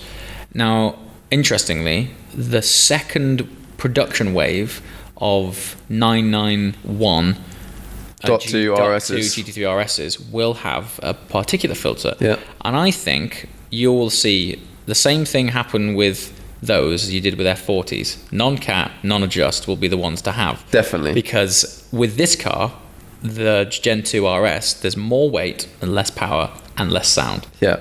What else will happen over the next few years is you think the aftermarket exhaust scene is big now. Man, I'm telling yeah. you. If you can take this thing off and have it go back to normal, I mean, the first thing I'll do if I bought an Audi R8 was stick an exhaust on. But you think when it comes to, okay, let's say it's fine when you got a new car, but like MOT time, You have to stick it. you've got to have it back on, don't Stick you? it back on again. What's his name? Misha. Yeah. Who's works at Apex. Yeah. Boosted Boris. He did a video recently, and he does videos from the Nürburgring, and it was a development day or test day for manufacturers, and he was filming cars go past, and it was like the new GT3 or the new GT3 RS goes past, and he's like, yeah, that's a clip of it That's the one with the OPF filter or whatever it's called. And then you played a clip of the one without it. Yeah. And all these cars going past, it's like, that's the one before, that's the one after. And you're like, oh my, this is significant. Significant, yeah. It's a shame. Yeah, so... Saving the planet, though. People will just pull the plugs on those straight away. They're going to take them out. Decap. They will. They just will. Not everyone, though. Not everyone. I will. Yeah, exactly. Yeah. But I also think it's going to make classic cars even more appealing. Like all of these things. And these speed limiters and all speed limiters, all of that jazz. Oh, God, don't get me started. But yeah, all of that jazz. So modern classics, man, that's where it's at. Yeah. I think we're of a similar mindset in terms of we love the cars that are coming out now or in the last 10 years or 20 years or whatever. Like, you go and drive them, and you drive them in real world conditions, and they're great. I've got to say that thing, the F12 TDF is, as far as paddle shift cars go, it's up there with the more exciting bracket. Well, I'm very excited to go in it tomorrow. We're going to Goodwood. It's the 77th members meeting. Yeah, 77mm. 77th members meeting, and we've decided to stretch the legs of the TDF because it's been parked in my garage for too long, / NVN for too long. So we're going to get it out. We're going to use it and enjoy it. That's we're going to go drive down to Goodwood and watch some old cars bang around. Yeah, man. Some old fun loud cars. Yeah. Some proper cars. Burn dinosaur juice. So that'll be good fun anyway. So yeah, I'm excited because I haven't done a proper journey in that for some time. And this summer as well, I want to get it up in the Alps, man, and use it for how it was intended. Does it stress you out being worth what it's worth? Its value doesn't stress me out. Its depreciation stresses me out. And depreciation only comes with mileage. And sadly, mileage is what I'm all about. So you put your right foot down, cash goes out the back. Yeah, pretty much. I mean, to a degree, yeah. I mean, look, I just bumped into a guy. He's been on my channel 2 or 3 times. A guy called Chris Cooper, and this guy was full of energy, full of life, like. And this guy walks over to me, and he starts talking to me. And to begin with, I didn't recognize him. And it turns out it was this Chris guy. And I was like, what happened, mate? Because he just lost loads of weight. He's like, mate, I've been in a coma for 3 months. Oh, wow. I'm like, holy shit. And he was having, me and him used to have this chat we're having now about mileage and only saving things for, special occasions and all that. Next generation. Yeah, all that. All that rubbish. And he was just like, he said, I got out of hospital, and as soon I was able to drive again, I got in my car, and the last thing I looked at was the bloody mileage. I think if you can afford it, it's not nice, obviously, that you're going to have a depreciation hit, but equally, I don't think I'm going to look back and go, do you remember all that money I lost on that car? Yeah. We're going to sit here and talk about, do you remember that time we did that run? And do you remember how cool that trip was? And how special that naturally aspirated V12 is? Because when I'm, God knows how old, they'll be extinct. Yeah. I wish you could, it's obviously something you can't discount because it's part of life. But you could definitely say, well, irrespective of how much you drove it, let's just pick a random car like the Cayman GT4. If you got one new when they first came out, you could have driven it 10,000 miles. Yes. And by the time the last ones came out and sold it, they were similar values. Yes. Like what happened is the car had a premium at the beginning, and then they made a whole bunch more, and that slowly came down. But the difference between a 10,000 mile car and a 200 mile car wasn't very much. No, it wasn't huge. So I was slightly annoyed when I sold mine that I forgot you had one of those. It was nice. Didn't just drive it halfway around the world, because the depreciation would have basically been nothing. Yeah. It was £500 difference or something on the sale, and actually you could have driven it. But if you decide in your head, I'm going to keep this car forever, that's a different story. Then it's different, because then you can just write off the whole thing for sure. But you could also just turn around tomorrow, economic conditions have changed, and your car might be worth half what it is today anyway. That would actually do me a favour, because then you're forced to just use it. Well, at that point in time, like, yeah, if I turn around tomorrow and someone said, okay, the F40 is worth £0, you'd be like, awesome. I would definitely not think awesome, but there would be that aspect of it. It was like, well, I'm never going to sell it, so I might as well just like rag it now. Use it, yeah. I've begun to adopt this mindset on this car. Not that I will keep it forever, because with any luck, I get a slot on the 812 equivalent of that. Yeah. And that should be more of the same. And that should be more of the same, but more, yeah.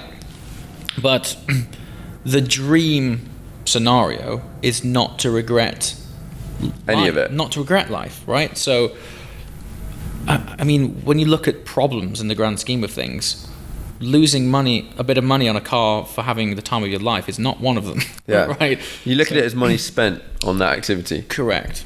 Yes. And I think there's definitely a certain mindset to adopt with these cars. I mean, I got into it because it was a dream car of mine, and as a result, when those cars launched, I didn't have the money or the profile to A, afford one, or B, be invited to buy one. So I had no choice. If I wanted to own one of these cars, I'm going to have to pay a premium for it, and the premium is why, if you put too many miles on it, you can lose some of that premium. But hopefully one day I'll get into the next version of it from factory price, and then I can drive the nuts off it. Yeah. So it'll offset it, so we'll see how it goes. But tomorrow will be a good day. It should be. I think that is just the way you've got to do it. Like with some stuff like the old Porsche, because it's funny how old cars mileage becomes irrelevant. Yeah. On if you actually said to me, okay, let's say like my GT3 RS, it's been driven a lot. It's now on 35,000 miles. Yeah. That's awesome. And I've driven it a lot, and the interior has, those sorts of things take a bashing when you drive them that much. But at the same time, any problem that it's ever had has been fixed. Anything, like, it regularly gets started up, it regularly gets redlined, like all of the things. If you said, okay, you want to buy a car you can buy a GT3 RS, and you can buy one that's had 1,000 miles on it, and that means it's been to a service every year, and that's it since it came out 9 years ago. Which one would you drive and trust to drive fast? It's the one that's been driven, for sure. They are designed to be, and these engines are self-lubricating when they're being used. If they're not being used, they're not. They just break down. Yeah, but even seals and rubbers begin to fray. Just things like that. So these things need to work. They're like a heart. If there's nothing flowing through them, they seize up. Yeah, these cars die if you don't use them. These cars die, man. So yes, smiles per gallon, man. That's what it's all about. On that note, and this will be an interesting chat if the audience gets as far through this podcast as we've been talking for. There'll be people listening. Okay, cool. So those of you who are still here, thanks very much. Hello, Mum. I drove a 63,000 mile Carrera GT a few weeks ago. Ooh la la. Thoughts on that? Okay, what I will say is mechanically sound, aesthetically not. But that's all I'll say. That guy's had a great time. Yeah. Okay, let me rephrase that. Should I buy that car? Well, see, that is where it gets tricky. Like a different story, right? Okay, so the short-term ownership of that car, I think, would be cool. Yeah. Long-term, the thought of a 90,000 mile Carrera GT scares the shit out of me. I don't know whose car this was. Right. But I don't know whether you know him. You've met him. Seb knows a guy called Andrew. It's not him. And he has one. He's done like 100,000 miles in Carrera GTs. So, but I think this guy owns two. One that he parks and one that he drives. Yeah. Which is a nice position to be in. It is a really tricky one. Because if you look at it from an ownership point of view, if you buy a 40,000 mile Carrera GT or a 60,000 mile Carrera GT. Yeah. There's not a lot difference between a 60,000 mile Carrera GT and an 80,000 mile Carrera GT. No. Like, it's still that ragged one. It is, yeah. But it actually, if you look at it, it may not be like that. Like, it could look really good and it could run amazingly. Yeah. And in terms of, if let's say you bought this sort of car, Yeah. you're going to buy it at the price that you think is fair for that car. Sure, yeah. And I reckon the difference between it's still going to be that car. There's not like there's going to suddenly be a whole bunch of others that are like at 50,000 and yours at 80. No. It's going to have all the stories from it. It's going to be worth less. Yeah. We have a friend who basically went out, I believe, and bought the cheapest, not highest mileage, but like he bought used cars of F40, F50, everything, and he just drives them all the time. Yeah, and they're going to be worth more. They are worth more than what he paid for them. Yes. And he doesn't have a problem driving them. Yeah. If you buy one with 2,000 miles, you're going to have the scenario you've got with the TDF where you're like, if I put 1,000 miles on it, or 2,000 miles, I've doubled the mileage on that car. Yeah. If it's got 60,000 miles and you put 20,000 miles on it, it's not so bad. it's only a little bit extra. That's true, right? But what happens if it becomes I guess look, if you're going to buy that car and you end up with from a 60,000 mile to an 80,000 mile Carrera GT, in that car it's going to take you 5 years. You've done a lot with that car. Chances are it's probably a keeper, so you probably don't care. But also, let's just take the Carrera GT for example. Yeah. If you said to me right now, and I have no idea like what the price exactly are of these things, if you said you could have a 50,000 mile one that's had a recent major service, it's had a new clutch and whatever, and it's 400 and something thousand pounds. Yeah. I'd say, yeah. I'd say ask Porsche and go like, what do you think? Yeah. Can these cars do 200,000 miles? Yeah. And they might go, yeah, no problem. We designed them to do 500, so have at it. Like, you just got to do the services. You've got to do these are the major costs at these intervals, and other than that, you'll bang it on. Yeah. I'd be like, yeah. I get to own a Carrera GT. I still think Carrera GT is undervalued, so it's going to be worth. It's not going to appreciate as much as the one that's done no miles. No. But at the same time, you're going to appreciate it. I'm going to absolutely love it. And I'm not old, but sometimes when I did an Excel sheet recently, I don't know why I haven't done this longer, of like cut my car's ownership and what I paid for them and what I sold them for and costs running them and stuff like that. And immediately you look at them and go like, okay, oh wow, I've had that car for 7 years. And then you think, okay, what have I done with it in 7 years? And some cars I've done a lot more than others. And not like, okay, I'm 31 now.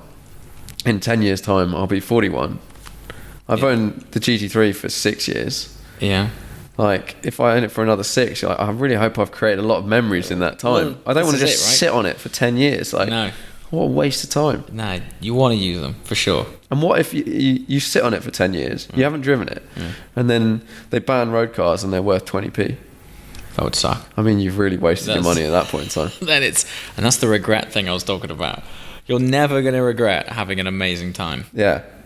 Like when I took the old 911, like for example, all big major fun road trips I've done, I don't regret in the slightest. Like the old 911, taking that on the snow was hands down the best road trip I've ever done ever. Just because it's like your own car, it's like an old car, and you don't really expect it to make it. It got back, and we had to fix a bunch of stuff, like not tons, but it was good. Just sort it out. But I saw the bill and was like, that was 100. Like that was worth. I would do that again, like every year. Yeah. No questions asked. I think you've definitely got disproportionate value out of your 997 though. That's been a solid. If I could repeat that process, that would be insane. Yeah. You see, I really, really do want a car that I can, Bandar from Team Green. Yeah. I envy his situation with that particular car. His Gen 1. His Gen 1 997, right? Because he's got every mile is his, and they have memories on them, and I love that. And I'm looking to do that with something. It might be that, I don't know. Yeah. But the TDF, I believe, will get superseded by an 812 version, whereas a Carrera GT will never be superseded by you're anything. never going to see that again. And neither will a manual Anything. RS4 litre, for example. So I'm after a forever car. I think it's a Carrera GT, but I need to spend some more time in one because they are a bit of a ball ache. I want to spend some time in a Carrera GT. Well, I'm filming one soon if you want to come and join me. I'll totally come and join you. Cool. Bang on. Yeah, as the weather improves, we'll head out in one because they're a very, very special thing. But everything you heard about the clutch is true. Yeah. It's, you know. I think it's one of those cars, when you talk to people that have driven and owned everything, and you say, right, pick your top 5 cars of all time, and they've genuinely talking to people that have owned like everything. That's always in Carrera there. GT is in there. Yeah, it's always in there. And a lot of other cars are not in there that you would assume should be in there. Yeah. And I've never driven one. I've sat in one, but I've never like moved anywhere in one. And I feel like, considering how much I kind of love that car. I love the brand. And everyone says it's amazing. You're like, oh. You're like, oh, it probably is amazing. It probably is amazing. It is amazing. I mean, everything about it, though, not just the car itself, the story of it, you know, and how it came. It was never supposed to exist. It was built around the engine, not the car. And just everything about it is very special, and it will never be repeated. And it's a naturally aspirated V10 Porsche engine with a manual gearbox. Yeah, it's like a V10 so in terms F1 of engine, like the epitome bolted of driving engagement to a carbon tub. It's up there with 3 pedals. Yeah, so it's pretty legit. I'm going to try and. Unfortunately, I put all my money into a big shed in London. Yeah. So let's try and recuperate some of that, and maybe I'll get into a CGT. The problem is every time I'm in a position to buy one again, they've gone up like a disproportionate amount. The problem is people keep talking about them in public forums, saying how awesome we think they are. Cut this bit out. Okay, I'm going to go back and remove anything I've ever said about Carrera GTs. Cut this bit out. Yeah. Good stuff. One day. Right, I think we're nearing. How long have we been talking for? We were quite a long time. We are on 1 hour 42. I've got one last topic. Fire away. I want to ask you about. Let's do it. So currently you're driving a Bentley Continental GT. I am. The new one. I am. I sort of had an appreciation for the old car, but it never really had any desire to own one. The new one, I feel like I have much more of a desire to own, but it doesn't really fit in with my life. But I like it. How is it? It's fantastic. It's so fantastic that I'm very close to wanting to buy that car. The only thing that's stopping me from buying that car is the next RS6. Oh. If the RS6 cycle was out of sync with that being launched, I would buy that car. In terms of price, they're quite different, aren't they? They will be. Yeah, I mean, I anticipate a fully loaded RS6 to be about 120, 130. Yeah. Whereas that is 205. Yeah. Solid. I mean, that actually, when I say there's some things that stop me buying one, it's the 205 price tag. 205 bit. That when you look on Auto Trader, now you can get old ones for 30 grand. Yeah, what you don't want to be doing is buying a new one of those if you don't like depreciation. Or if you don't want to keep it. Like if you're going to keep it for a while. If you can run one for many years, and actually one of the few brands that still have a fairly long product life cycle is Bentley. Yeah. They do iterations, but they don't launch an all-new Continental. Yeah, you can have a private plate on that and it will look new for a long time. It'll look good to go. They'll do a speed version, and they'll do a convertible version, and they'll do a V8 version. The car will be the same. And that gives that car so much life, so much legs. In terms of the step change from the previous generation to that, you cannot even compare them. They are light years apart in terms of everything. Dynamics is incredible. The fun fact, in fact, the best thing about that car is the stats and figures that surround it. So everything has a crazy stat about it. So they have a very trick anti-roll system that keeps the car very, like, physics-bendingly flat through corners, because it weighs about 2.4 tons. You would never think that. It's crazy. But this anti-roll system has 48 volts of electronic controlling power that generates 1,300 newton meters of torque to keep it flat. Well, for some context, the W12 it's running generates 900 newton meters of torque. So the tech in it is incredible. If you option the it's on the tip of my tongue. I forgot what it's called now. There's a specification which makes it fancy. I forgot what it's called. The fancy specification. The specification. This is the royal. This is me version. getting towards the end of a very long day. Anyway, if you option that, it comes with just shy of 3 kilometers of stitching in it to make the stitching. So yeah, there's all these crazy stats and facts and figures, but the most important one that Bentley are very transparent about is the fact that they teamed up with Porsche heavily to develop the platform and the gearbox.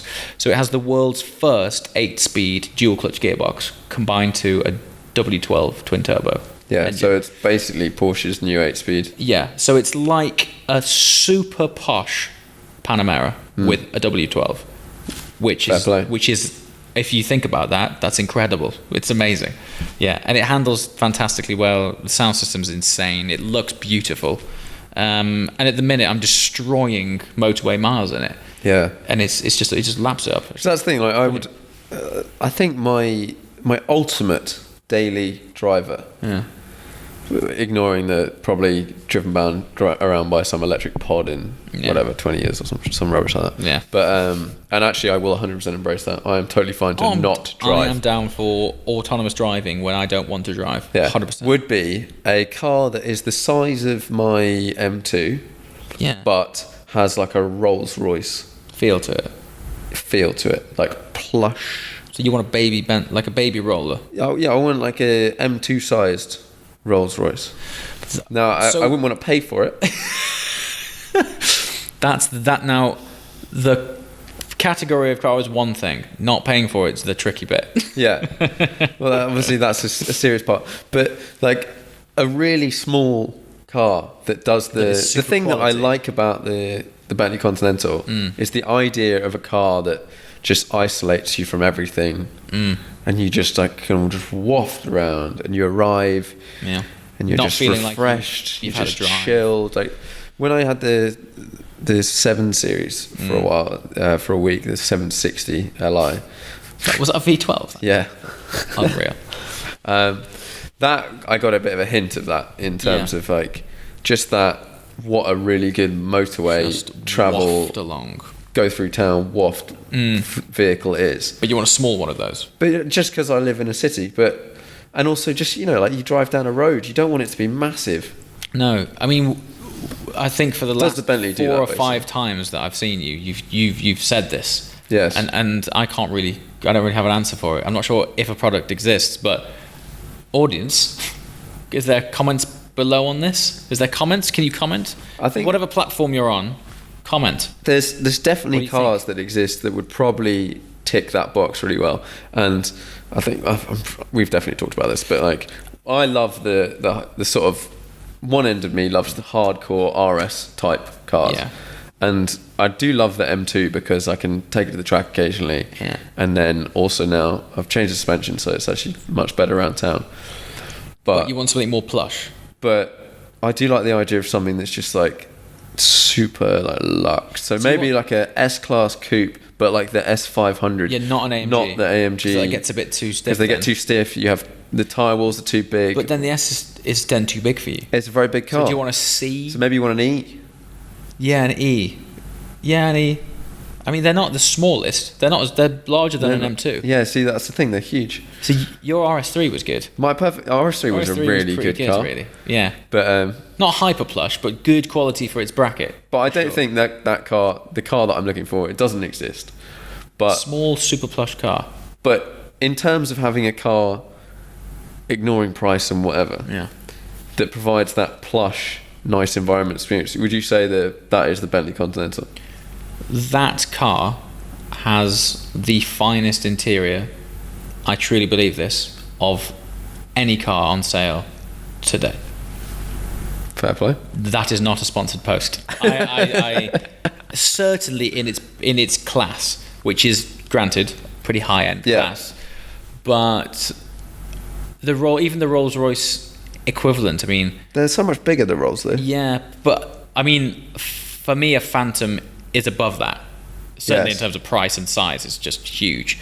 But if you look at a Ghost or a Wraith, they are getting a bit long in the tooth now. And I often compare Bentley and Rolls-Royce. Like, Rolls-Royce for me is a sailing yacht, whereas Bentley's a super yacht. Yeah. They're just more modern and contemporary, and they just handle better. Whereas a Rolls-Royce is the ultimate definition of super chill, like ultra plush, just swan along in tranquility, but the dynamics aren't there. So that there's this trade-off. Whereas with that thing, the Continental GT, I don't know, man, there isn't that much of a trade-off. Yeah. It's not the biggest in the back, but if you like your M2, that isn't either. So yeah, it 100% slots into that daily sports supercar, but it's the plush end. It's like the comfy end of that. Yeah.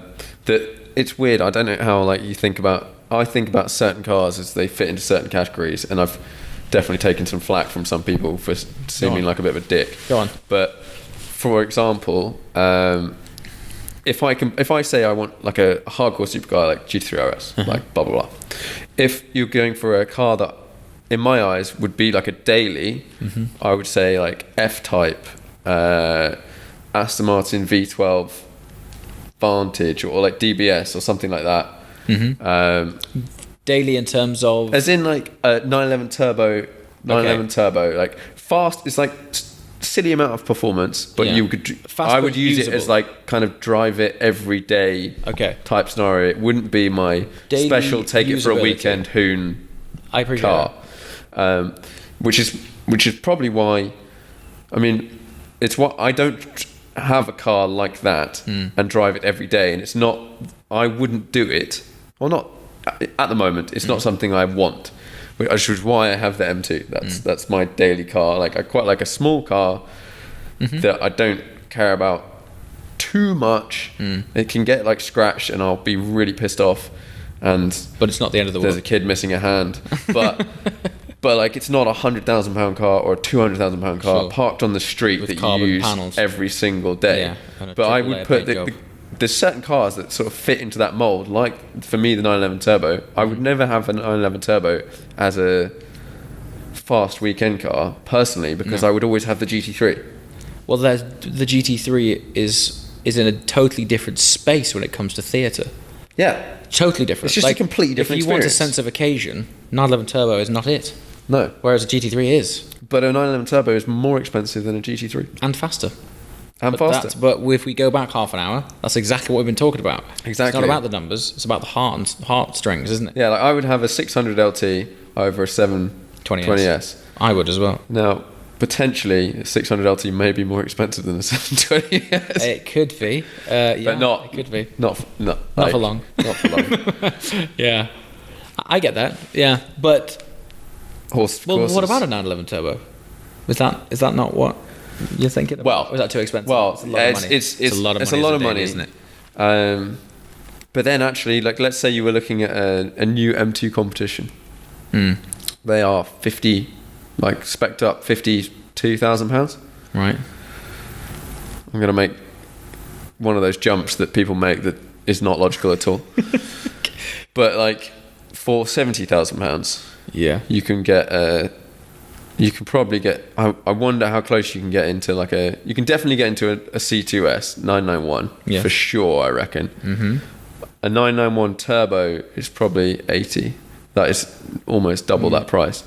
But if you were going to buy a new M4 or a new M5, you can probably get a 991 turbo. For sure. Yeah, absolutely. And that is a whole lot more. And they won't lose as much money either. And they've done their depreciation. For sure. Yeah. It's an interesting one. I think all of this is very much horses for courses, isn't it? It's like what fits your lifestyle. Yeah. That I would have a problem with using, I think. Well, at the moment, I don't have... Like, my girlfriend doesn't have a car. Right. If she had a car that, like, you could put stuff in... Yeah. Even like a up GTI. I'd quite like an up GTI, GTI secretly. Hilarious. But like, you know, the Fiesta ST is Fiesta ST is meant to be banging. Yeah. I really want to drive one. It's really good. Like, my experience of racing a Citroen C1 has completely revolutionised how I feel about small cars. They can be amazing. But if, let's say my girlfriend had a car that you could put luggage in, my daily car could be a bit less luggagey. Okay, so for example. My wife has a Macan turbo. There we go. It's brilliant. It is brilliant. So why would you want an RS6? Because that's for me. I just want to indulge in it. Do you not think that's too big? For who? I mean, don't forget, I live in the middle of the countryside. Yeah, but what are you shipping around? Bags, stuff, all sorts of. So the Macan. Do you feel like you need the space of an RS6? So here's the thing. If you want to go, I mean, we went down to London in the Macan with the baby, and it was a squeeze with the pram and all the bags. Yeah, actually not that much space in the back. It's not that big. The reason that I sold the first one to get a Macan is because Luce wouldn't drive it. She just wouldn't drive it. So I don't blame her. She went from an Audi S1, tiny with car. no cares in the world, to thinking I'm going to drive this Brutus of an R6 with a kid, right? It's like 600 and God knows how many horsepower. She was just like, no, it's too much. It's quite for a me. scary prospect. I was like, that's fine, that's cool. And it was getting a bit leggy on the mileage, and I knew there was a new one coming out, so I thought, let's just part ways, get into a Macan and just. So would the RS6 replace the Macan? No, I would also have one. I just love them as an all-rounder. I think they're just brilliant. Yeah, I think living in the middle of the countryside does change stuff helps a lot, somewhat. Yeah. Because that's what puts me off getting a bigger car. Yeah. Like I could totally, like an RS4 and RS6 would suit my life pretty great, and not be, when I bought the M2, wouldn't have been that far off in terms of used prices. And I've done that, not that far off. But I don't want a car that wide in London. No, when I used to bring my RS6 in to town, I was well aware that I was now in town. Yeah, it's a big car. And then actually, if you're in the countryside and you've got your garage and you've got your sports car, and your other car, and let's say you're not super worried about mileage and you're not going that far or whatever, if you want the entertaining drive, you can just take the sports car. Yeah, I mean, bearing in mind, I'm just very fortunate that I currently have the Bentley. That's very convenient. GT. Bentley, I would love to have one. Yeah. So, for the record, I haven't bought that car. Bentley have lent it to me as a long-termer. Now, how long have you got it for? About 4 months. That's sweet. It's pretty sweet. Now, what I was thinking was, when there's time to part with this car, maybe I'll buy it. That's what I was thinking. But now I'm like, the next RS6 could be the car that replaces that car. That could be the next long-term loaner. It could be the next long-term loaner, but then I couldn't, there's something about that car I'm very passionate about. I want to spec it how I want it. Yeah. And I just want to use it. And I don't know. Let's see how it goes, but it is different. It hasn't launched yet. Having a car that someone's lent you versus your own car. There's some serious pluses to someone lending you a car. Particularly the mileage I do. There's some big pluses. Yeah, for sure. And depreciation and whatever. All that jazz. But it's a lot less worry driving your own car. There's something psychological when you have your own car. It just feels right. It's yours. You know, it's yours. Whereas when you have a long-termer, it's just... Look, for me, it's opportunities to make content, explore what these cars are like to live with, share that with the audience, do some cool photo shoots. and then pass it on. This Bentley I'm falling for. It's fantastic, and I do wish it was mine. And the spec, to be honest, I wouldn't spec it much different unless I spec a completely different theme. Of that theme, it being tungsten grey. The interior's cricket ball red, so it's like a very deep red. It works. Not like a primary red. It's really, really nice. It just does everything, and I love being in it. But the price difference between that and a fully loaded brand new RS6 it's massively different. Is still huge. So let's see how it unfolds. Yeah, and then you look at like the problem with being heavily involved in the car industry, and like when I looked at cars I've owned and cars that have cost me the most money, the cars that have cost me the most money overall have been the ones I've bought new and sold soon after. The expensive ones, new cars soon is bad. all of them are worth more now than I paid for them. The GT3 I've just done an absolute blinder with. It's worth like it's bang on double or something. I've done 20,000 miles, so that's taken a dent out of that. But my M2 I've lost loads on. If I keep it I'm going to keep it for a longer because I enjoy it and like don't see any need to change it. But if I was to change it for something else, there's some serious man mass that could be done to go, okay, you could buy something similar but the newer version. So let's say whatever, like an M2 CSL or M2 in like 3 years time, the next M2. And I would lose £15,000 over 2 years or maybe more. Something like maybe more. Or you could buy a 991 Turbo S for significantly more initial outlay, but not or payments or whatever, but it may not depreciate at all. May not. So it could easily be cheaper to daily drive a 911 Turbo S, because I don't do tons of miles. No, I've done 9,000 miles in that M2. You know this small car that you're after with like a really quality interior. How important are back seats for you? Boot space, but not back seats. Not well. I like the idea. If I had a separate car, a cheap runaround type vehicle that could be used for the stuff that needed to be. At the moment, back seats is not important. Okay, because in terms of size and quality, Aston Martin Vantage is right up there. Because they are compact. They actually have a huge boot. Yeah. And the interior qualities, Aston Martin. Yeah. My only problem with that car. Yeah. One, I'm not sold on the looks. Okay. I think it's got a good powertrain. I like a lot about it. It's going to take some serious hits in the depreciation department. That's when to buy one. I mean, like. Oh yeah, so maybe buy it like a pre-owned one. I mean, that's definitely the way to buy one. Yeah. You don't want to spec one because that then unless what are they new? 2 something? Oh God, no. They're like 140. Spec? Yeah. Nah. Yeah, not fully not like Q division, but like, with like seats. With seats and wheels and everything. Yeah. Legit. No way are they 140. No way. Bring up Auto Trader and see what I mean. That's like absolutely no. I'm fascinated now. Okay, everyone's gonna have to wait a little second Just wait a little bit because I'm fascinated. I dial up.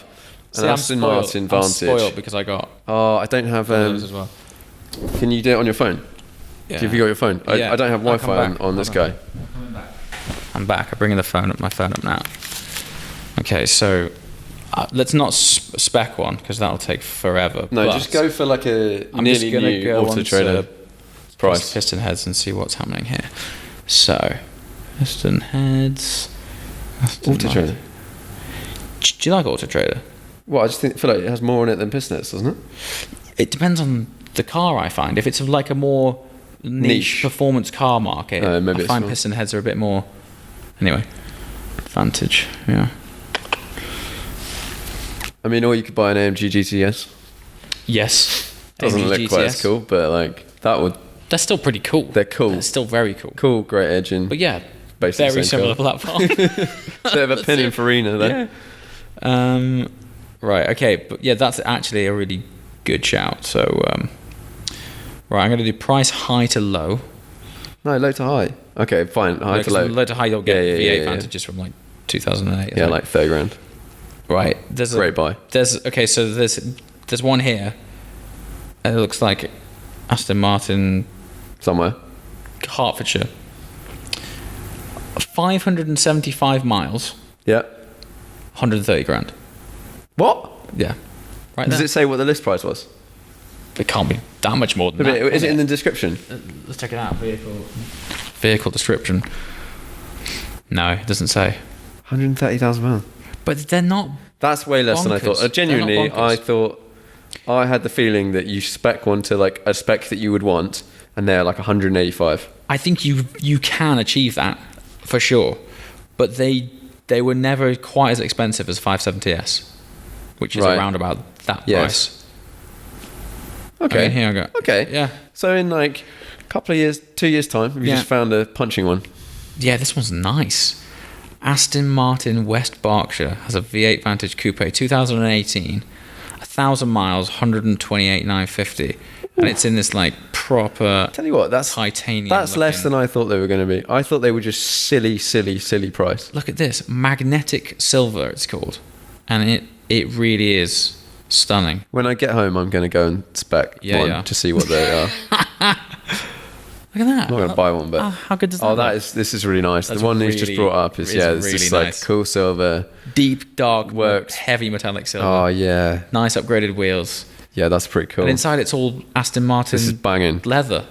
And it's small, and it's compact, and it's Okay. quality, and it drives. So well. It's right, got a big boot. fast forward another year and a half when I've Yeah, knock another 30 driven the grand off. M2, knock like 40 off.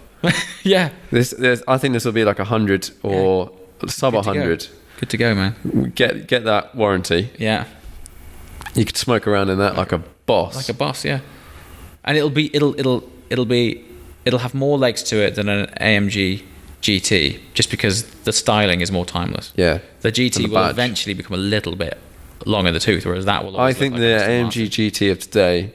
Yeah. will be the C63 of tomorrow Yeah, probably. Yeah. because they made a lot of them and they're Huge coming amount. down. Although I do like the GTR.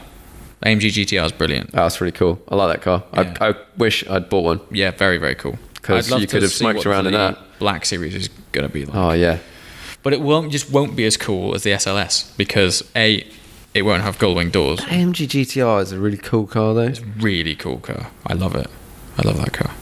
Yeah, that's like a GT3. And it's interesting, yeah. And you talk to people that have owned them. Like Tim loves it. Tim loves it, doesn't he? Tim and I, we definitely have different mindsets on what cars we like. Yeah. I think he's slowly coming over to my way, which I would say is the right way. He was like, But I'm not for it. he like absolutely loves the GTR, and I can imagine in a day-to-day just normal experience without an exhaust, Yeah, you've got that big like just huge insane V8 torque. Yeah. with like 800 horsepower, You see, for road trips, it's brilliant. That car. loads of space, Brilliant. Big pop in the back. boot, effortless torque, space, reliability. AMG GTR. That's going to go down as a That's car, going to be one for sure, isn't it? and they look amazing. I'm going to bring up the prices. Like, of there's those real a- quick. Let's just have a look at this. and they're not that much.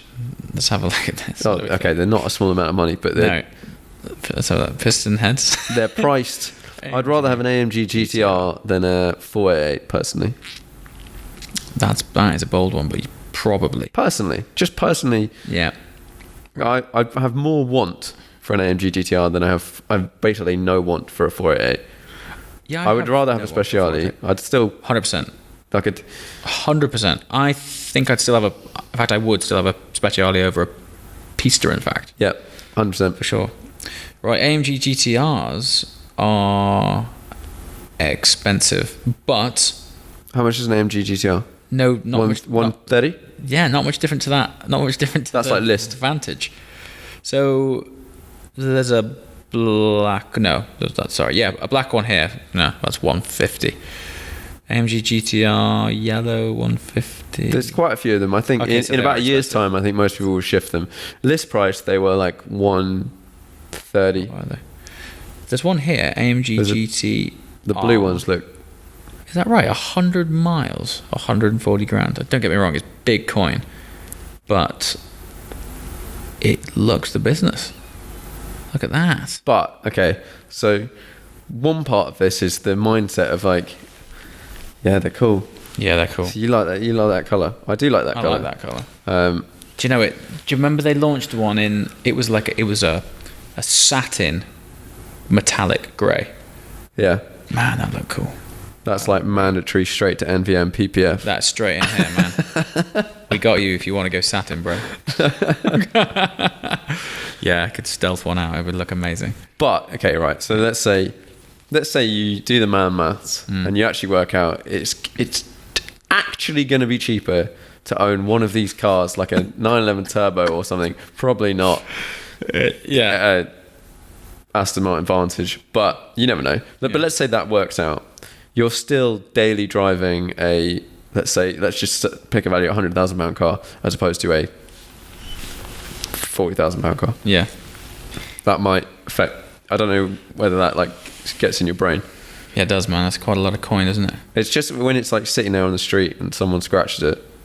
I mean, you're living in and out of London as well. Yeah. That's if it was parked on the drive, most that's very conducive different. environment. It is But very also turning up places. I like not arriving as like a blah, this is so and so, whatever. Here I am. Turn up in a Zonda. Like, you know, like if you turn up in just a car, people just go like, oh, it's just that guy. It's just that dude. Yeah. Yeah. Normally it means is the door to the dealership remains locked. Can't get in. You're like, oh, I want to buy a car. They're like, nah, mate. Turn up in a Passat. Right then. How long have we been talking for now? I think that's about time. We've got to shift on. We're actually at. Have you just turned on the? No, that's the compressor of the airline system in NVN. It recompresses itself every now and again. Oh. Yeah. Well, maybe it does it about every 2.5 hours. We're on 2 hours 11, and I think that's pretty good going. That is pretty good going. I think that's chat. a similar length to the last one. Good. It's weird because when we got to about 45 minutes, I was like, okay, I think we're probably going to wrap it up now. Yeah, and then another topic. Another topic. Oh, there it okay, goes. we got to go because it's making like noises. a gas hose is going off. Making noises. And got to go get some dinner before reconvening tomorrow. Let's see where we are when we do the next one, because as we started with, things have evolved. Things have changed. Look at this. This didn't exist last time. Behind for those video. Pretty cool. People. Who knows? Sam might be driving an AMG GTR next time we see him, or even a Vantage. Or even a Vantage. A new Vantage. I would love to drive both of these cars. So Mercedes, if you're listening, and Aston Martin. Let's. I think McLaren ain't lending me a car anytime arrange soon. a road trip. That'd be good. We could back to back a GTR and a Vantage. Well, we've done some great road trips. Yeah. And this is one of those. We need to put it together because I can bring the photos. Do the video. I'll bring the video. You bring the camera, and let's make some good content. Yeah. As always, thanks for watching. I shall see you next time. Ciao.